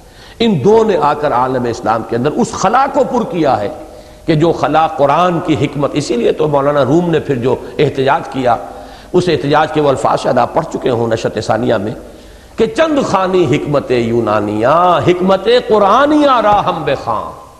اے مسلمان، کب تک یہ یونانیوں کی حکمت اور فلسفہ اور ارسطو کی منطق اور نیو پلیٹونک جو نظریات اور تصورات ہیں تصوف کے، کب تک اس میں الجھے رہو گے؟ حکمت قرآن پڑھو، حکمت قرآن یا راہم بخاں۔ تو وہ حکمت قرآن جو ہے جب وہ پیچھے ہٹی تو اس کے لیے اس خلا کو پر کیا گیا، یونان اور مصر کی جانب سے فلسفہ و منطق کی آندھیاں آئیں، نتیجتاً پورا عالم اسلام ارسطو کی منطق اور نو افلاطونی تصوف کی آماجگاہ بن کر رہ گیا، یہاں تک کہ فلسفہ و اصول اخلاق کے لیے بھی مسلمانوں کو اغیار کے سامنے کاسہ گدائی پیش کرنے کے سوا کوئی چارہ نہ رہا۔ یہ شعر میں نے یہاں بھی دیا ہے، نیچے ایک نوٹ تو وہ تھا کہ چنانچہ اصول حدیث اور اصول فقہ پر تو بے شمار تصانیف ملتی ہیں، لیکن اصول تفسیر کے موضوع پر 1400 سال میں کل 2 رسالے ملتے ہیں، کہ امام ابن تیمیہ رحمۃ اللہ علیہ کا رسالہ اصول تفسیر، اور دوسرا امام الہند شاہ ولی اللہ دہلوی کا رسالہ الفوز الکبیر۔ یہ ابھی میں نے شعر جو آپ کو سنایا وہ بھی اس نوٹ میں موجود ہے، اسی کا مرثیہ کہا مولانا روم نے ان الفاظ میں، چند خانی حکمت یونانیہ حکمت قرآنیہ یا حکمت ایمانیہ، ان میں سے 2 میں سے کوئی ایک لفظ ہے، راہم بخاں، اور قرآن اور ایمان میرے نزدیک مترادف ہیں۔ اور رفتہ رفتہ صورت یہ بن گئی کہ قرآن نہ منبع ایمان رہا، نہ سرچشمہ یقین، اور نہ مخزن اخلاق رہا، نہ معدن حکمت، بلکہ صرف ایک ایسی کتاب بن کر رہ گیا، کتاب مقدس، جس کے الفاظ یا تو حصول برکت اور ایصال ثواب کا ذریعہ بن سکتے ہیں، یا زیادہ سے زیادہ تعویذ گنڈے اور جھاڑ پھونک کے کام آ سکتے ہیں۔ ایک تیسرا مصرف قرآن کا وہ ہے جو علامہ اقبال نے اس شعر میں بیان کیا، بآیات اشترا کار جزی نیست کہ از یاسین او آساں بمیری۔ یاسین سنا دو مرنے والے کو تاکہ آسانی سے جان نکل جائے۔ اللہ اللہ اور خیر صلی اللہ۔ اور اس طرح حضور صلی اللہ علیہ وسلم کی وہ پیشین گوئی حرف بحرف پوری ہوئی کہ ایک زمانہ وہ آئے گا کہ لا یبقى من الاسلام الا اسمہ ولا یبقى من القرآن الا رسمہ۔ مشکات کتاب العلم، ایک دور آئے گا یوشک ان یاتی علی الناس زمان، اس بات کا اندیشہ ہے کہ لوگوں پر ایک وقت وہ آ جائے گا کہ لا یبقى من الاسلام الا اسمہ، اسلام میں سے سوائے نام کے کچھ نہیں بچے گا، ولا یبقى من القرآن الا رسمہ، اور قرآن میں سے سوائے اس کے رسم کہتے ہیں رسم الخط، حروف، اس کے سوا کوئی باقی نہ رہے گا۔ اور چونکہ نشرت ثانیہ میں بہت شد و مد کے ساتھ میری جو تعریف اور مدح آئی ہے تبلیغی جماعت کی، اس کے ساتھ بیلنس اسے تھوڑا سا کر لیجئے کہ بہت بڑی بدقسمتی ہے اس وقت امت کی کہ اتنی عظیم تحریک جو ہے وہ باقاعدہ اس فلسفے کو پھیلا رہی ہے کہ قرآن کی صرف تلاوت کرو، ترجمہ ورجمہ بھی مت پڑھو۔ اور مولانا اخلاق حسین قاسمی دہلی والے جو ہیں، انہوں نے تو باقاعدہ اس پر ماتم کیا ہے کہ جیسے جیسے تبلیغی جماعت، نام تو تبلیغی نہیں لیا، یہ کہ باقاعدہ ایک تحریک چلی کہ نہ معلوم کتنی مسجدیں تھیں کہ جن میں شروع صبح کے وقت ترجمہ قرآن یا درس قرآن ایک روایت کے طور پر چلا آ رہا تھا، کچھ نہ کچھ تو کان میں پڑتا تھا۔ ختم ہو چکا اب سوائے فضائل کی کتابوں کی تلاوت کے کچھ نہیں۔ ایک انسٹیٹیوشن کے درجے میں، ایک باقاعدہ فلسفے کے درجے میں اس کو یہ کیفیت جو ہے کہ صرف رسم الخط اس کا ہے، پڑھو، پی ایچ ڈی ہو تب بھی کوئی حرج نہیں، اور تم ڈاکٹر ہو تب بھی کوئی حرج نہیں، باقی مسئلہ پوچھنا وہ ہم سے پوچھو، علماء سے پوچھو، باقی تمہیں سیکھنا کیا ہے؟ ایمان تمہیں صرف محنت سے مل جائے گا، نماز پڑھو گے ایمان ملے گا، باہر نکلو گے تکلیفیں اٹھاؤ گے ایمان ملے گا. یہ فلسفہ ہے مکمل. میں نے ایک حصے کی تسلیم کی ہے کہ واقعتاً عمل کے ذریعے سے بھی ایمان پیدا ہوتا ہے، اس میں کوئی شک نہیں. جہاں جو بات ہے اس کو ماننا چاہیے. ہم حقیقت کو تسلیم نہیں کریں گے تو اپنا نقصان کریں گے، ان کا کچھ نہیں بگڑتا. جو حقیقت جہاں بھی ہے اس کا اعتراف کیجئے، اسی میں آپ کی عافیت ہے، آپ کا فائدہ اسی میں. آپ کے ذہن کا صحیح رخ پر ارتقاء ہوگا، آپ کی سوچ صحیح سمت میں آگے بڑھے گی. اگر آپ نے کسی حقیقت کو کسی دشمنی کی وجہ سے اٹھا کر پھینک دیا تو نقصان آپ کا ہوگا، آپ کے فہم میں کجی پیدا ہو جائے گی مستقل. لہذا کوشش میری یہ ہوتی ہے جہاں جو بات ہے اس کو مانو، وہ حقیقت ہے وہاں. لیکن اس کے لیے ایمان کی محنت کیا ہے؟ نکلو اللہ کی راہ میں، تکلیف اٹھاؤ، مصیبت جھیلو، بے آرامی برداشت کرو، اور پھر یہ کہ ماحول ہے اس کے اندر نماز پڑھیں گے. ظاہر بات ہے چلہ جو شخص لگاتا ہے 40 دن تو اس کی نماز باجماعت ہوئے ہی ہوئے، وہ اور کیا کرے گا وہاں؟ اسے تو 40 دن جو ہے یہی کام کرنا ہے. اس کی ایک عادت بنتی ہے، اس سے فائدے ہیں اپنی جگہ پر، جو فوائد ہیں ان کا انکار نہیں. ایمان کی حد تک بھی میں مانتا ہوں کہ ایک نان انٹلیکچوئل ایمان جو ہے، غیر شعوری ایمان یقیناً پیدا ہوتا ہے. لیکن یہ کہ دوسری طرف اس کو بیلنس کیجئے یہاں کہ قرآن مجید پر سے توجہ کو اس وقت یوں سمجھیے کہ اگر کوئی کوششیں ہو بھی رہی ہیں دوبارہ ارتکاز توجہ قرآن کی طرف کرنے کے لیے، تو اس کی باقاعدہ نفی ہو رہی ہے اس تحریک کی طرف سے کہ یہ کام غلط ہے. اچھا یہ تو ہوا معاملہ قرآن کے ساتھ. دو حقیقتیں تھیں، قرآن، جہاد. قرآن کا معاملہ جو شروع ہی میں ہو گیا مملکت اور سلطنت کی صورت اختیار کرنے کے بعد منطقی طور پر وہ ہم نے سمجھ لیا. اب جہاد کا کیا معاملہ، اس کا حشر اس سے بھی برا ہوا. بعین ہی یہی معاملہ جہاد کے ساتھ بھی ہوا.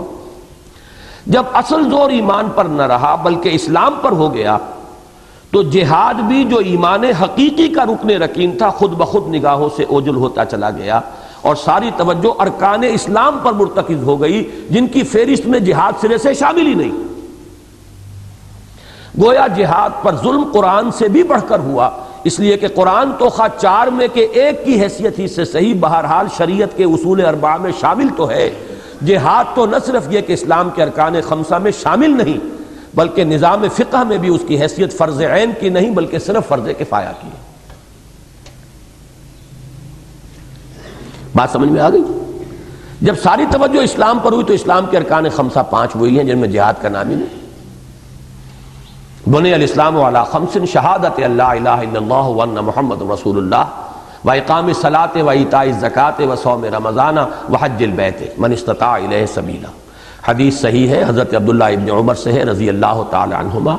پھر حدیث جبرائیل میں بھی ڈیفینیشن یہ ارکان اسلام میں آپ جہاد کو شامل نہیں کر سکتے، اس لیے کہ اسلام در حقیقت بنیاد ہے مسلمان معاشرے میں شمولیت اور اسلامی ریاست کے شہری ہونے کی.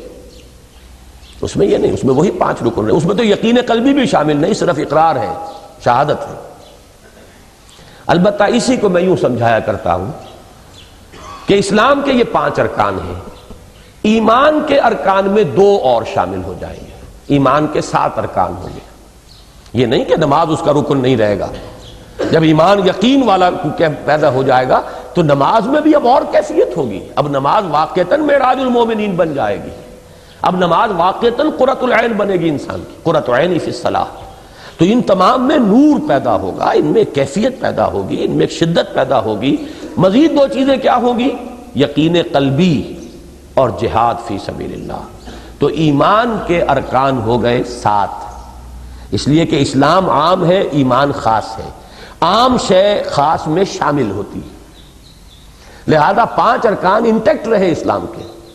شہادت، کلمہ شہادت، نماز، روزہ، حج، زکوٰۃ. البتہ ایمان، اس میں 2 چیزیں مزید شامل ہو گئی، یقین قلبی ایمان حقیقی اندر، اور جہاد انسان کے عمل میں. لیکن جو ہم نے آیت پڑھی ہے اس میں اسلام کے مقابلے میں ایمان کی بات آئی، لہذا جب صرف ایمان کی بات کی گئی تو صرف 2 چیزوں کا ذکر ہوا. جو آیت پڑھی تھی قرآن مجید کی سورہ حجرات کی آیت نمبر 15، وہ 2 چیزیں کیا ہیں؟ یقین اور جہاد. انما المؤمنون الذین آمنوا باللہ ورسولہ ثم لم یرتابوا وجاہدوا باموالہم وانفسہم فی سبیل اللہ. یوں سمجھیے کہ یہ 2 کا اضافہ ہوا ہے، باقی 5 چیزیں موجود ہیں درمیان میں. اقرار باللسان، نماز روزہ حج اور زکوٰۃ کے درمیان میں ہے، ادھر یقین قلبی ادھر جہاد کا اضافہ کیجئے تو ایمان کے ارکان 7 ہو جائیں گے۔ اور اگر اسلام سے علیحدہ کر کے ایمان کے ارکان سب شمار کریں گے تو وہ 2 ہوں گے، یقین اور جہاد۔ لیکن ایمان اور اسلام کو جمع کر دیجئے تو 7 ارکان ہوں گے۔ بہرحال چلیے، گویا جہاد پر ظلم قرآن سے بھی بڑھ کر ہوا، اس لیے کہ قرآن تو خواہ 4 میں کے 1 کی حیثیت ہی سے صحیح، بہرحال شریعت کے اصول 4 میں شامل تو ہے۔ جہاد تو نہ صرف یہ کہ اسلام کے ارکان 5 میں شامل نہیں، بلکہ نظام فقہ میں بھی اس کی حیثیت فرض عین کی نہیں، صرف فرض کفایہ کی ہے۔ یہ کیوں ہے؟ جہاد کے معنی آگے چل کر آپ کو معلوم ہو جائے گا، وہ صرف ہوا قتال کے معنی میں لفظ جہاد آیا۔ اور قتال کی ضرورت کہاں پیش آتی ہے؟ دفاع میں، مملکت کی حفاظت میں۔ وہاں جتنے لوگوں کی ضرورت ہے اتنے بھیج دیجئے، باقی جو ہے ان کی طرف سے فرض ادا ہو گیا۔ اب ہر شخص کو تو جنگ کے اندر حصہ نہیں لینا ہوتا، لہذا وہ اور فیڈ اوے کیا، اس میں اور پیچھے گیا۔ فقہ میں اس کی حیثیت جو ہے، چونکہ وہ وہاں مراد ہے جہاد سے قتال، یہ جہاد نہیں، دعوت، تبلیغ، محنت اور انقلاب کی ابتدائی مراحل یہ جہاد میں شامل نہیں ہے۔ فقہی اعتبار سے جہاد در حقیقت مساوی ہے قتال کے، اور قتال کی ضرورت جب مملکت کا دور آ گیا تو ضرورت کہاں پیش آئی؟ خود اس ہندوستان میں جو پہلی ایکسپیڈیشن آئی تھی وہ کوئی تبلیغ کے لیے نہیں آئی تھی۔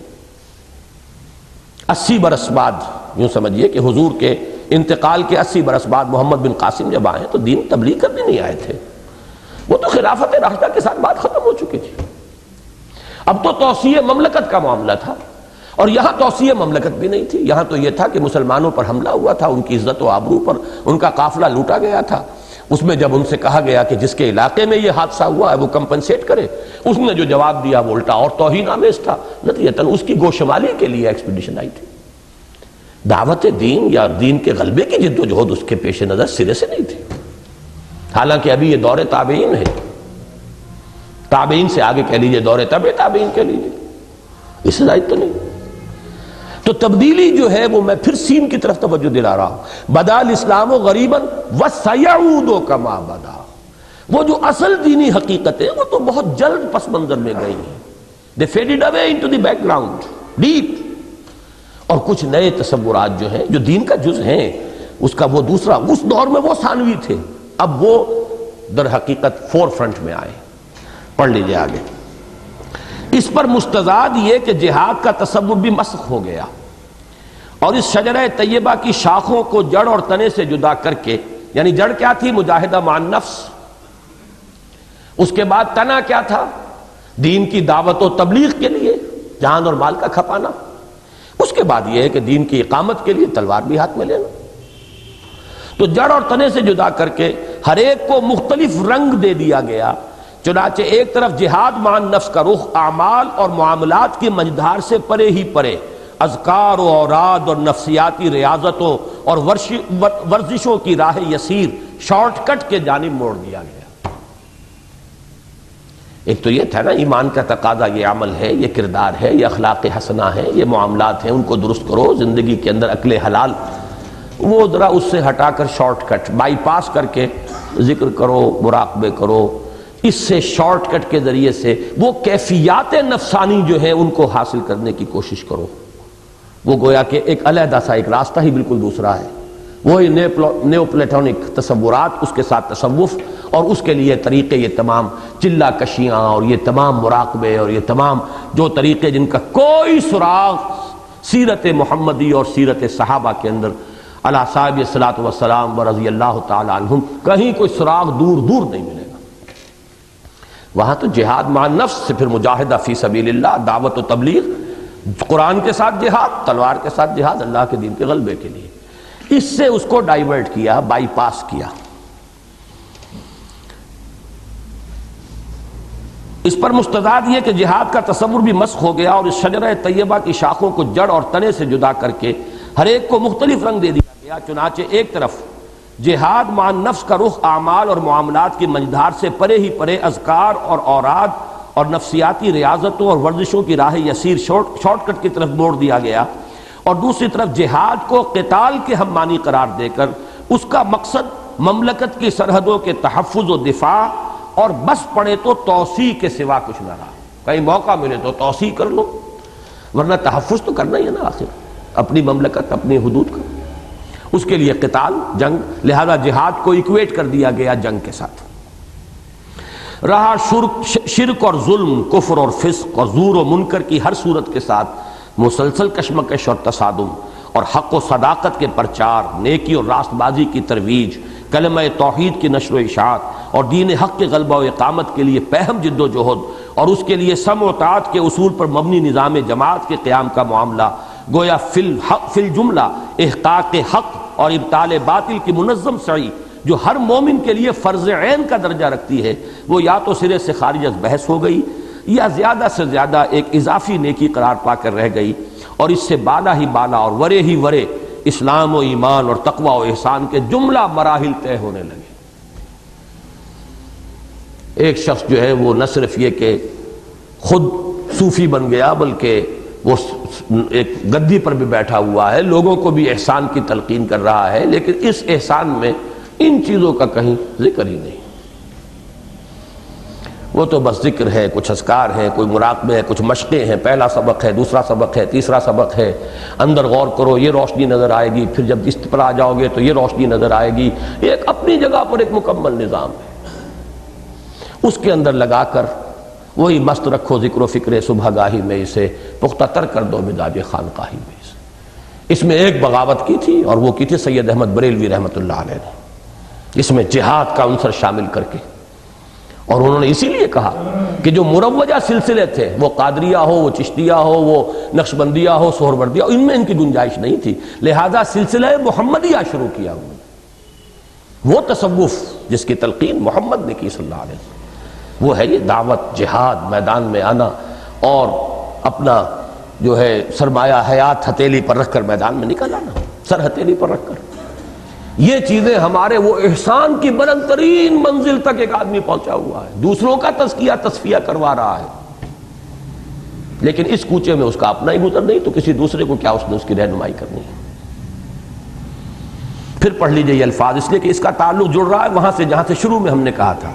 قرآن کیا کرتا ہے؟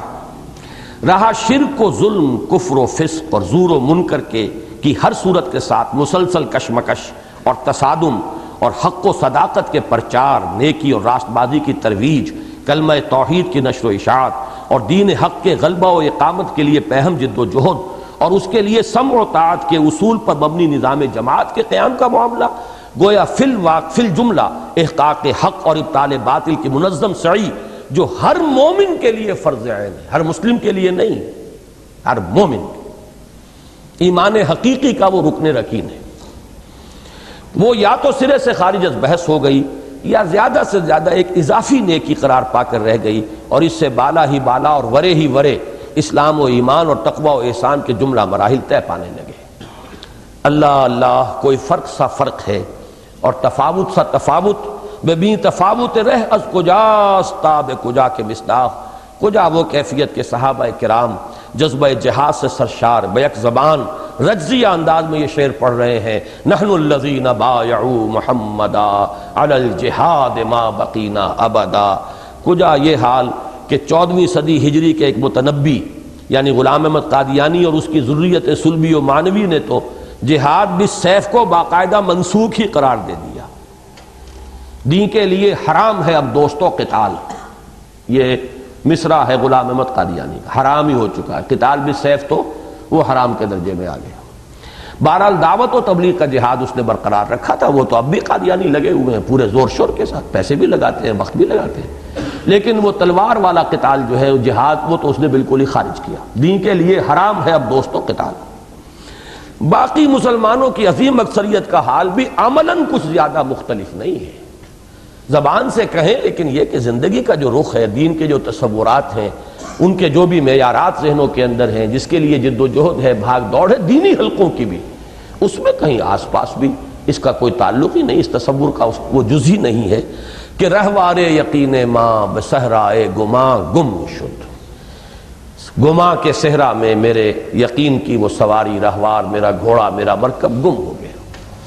یہ ہے اصل میں میرے اس دینی سوچ کا 6 صفحات کے اندر خلاصہ ہے۔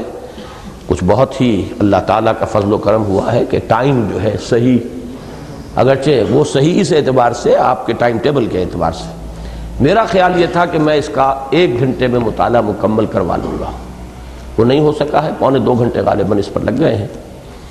بہرحال اصل میں اس مرتبہ جو ہم کوشش کر رہے ہیں، یہ چیزیں جو بہت میرے درسوں کے اندر، تقاریر کے اندر بہت پھیلی ہوئی ہیں، اب ان الفاظ کے ساتھ ان کا آپ کے ذہن میں ایک رشتہ قائم ہو جانا چاہیے۔ اب یہ 6 صفحے ہیں، ان کو تو پڑھ سکتے ہیں آسانی کے ساتھ، اب آپ آگے پڑھائیں، اسی شرح کے ساتھ پڑھائیں، اسی تفصیل کے ساتھ پڑھائیں۔ ویڈیو تیار ہو رہا ہے، یہ دکھائیں۔ اس میں گویا کہ ہمارے اس منتخب نصاب کا پورا خلاصہ جو ہے، وہ میری فکر جو ہے، مذہبی دینی فکر، قرآنی فکر، اس کا لب لباب ان 6 صفحات میں آ گیا ہے۔ سبحانک اللہم و بحمدک، نشہد ان لا الہ الا انت، نستغفرک و نتوب الیک۔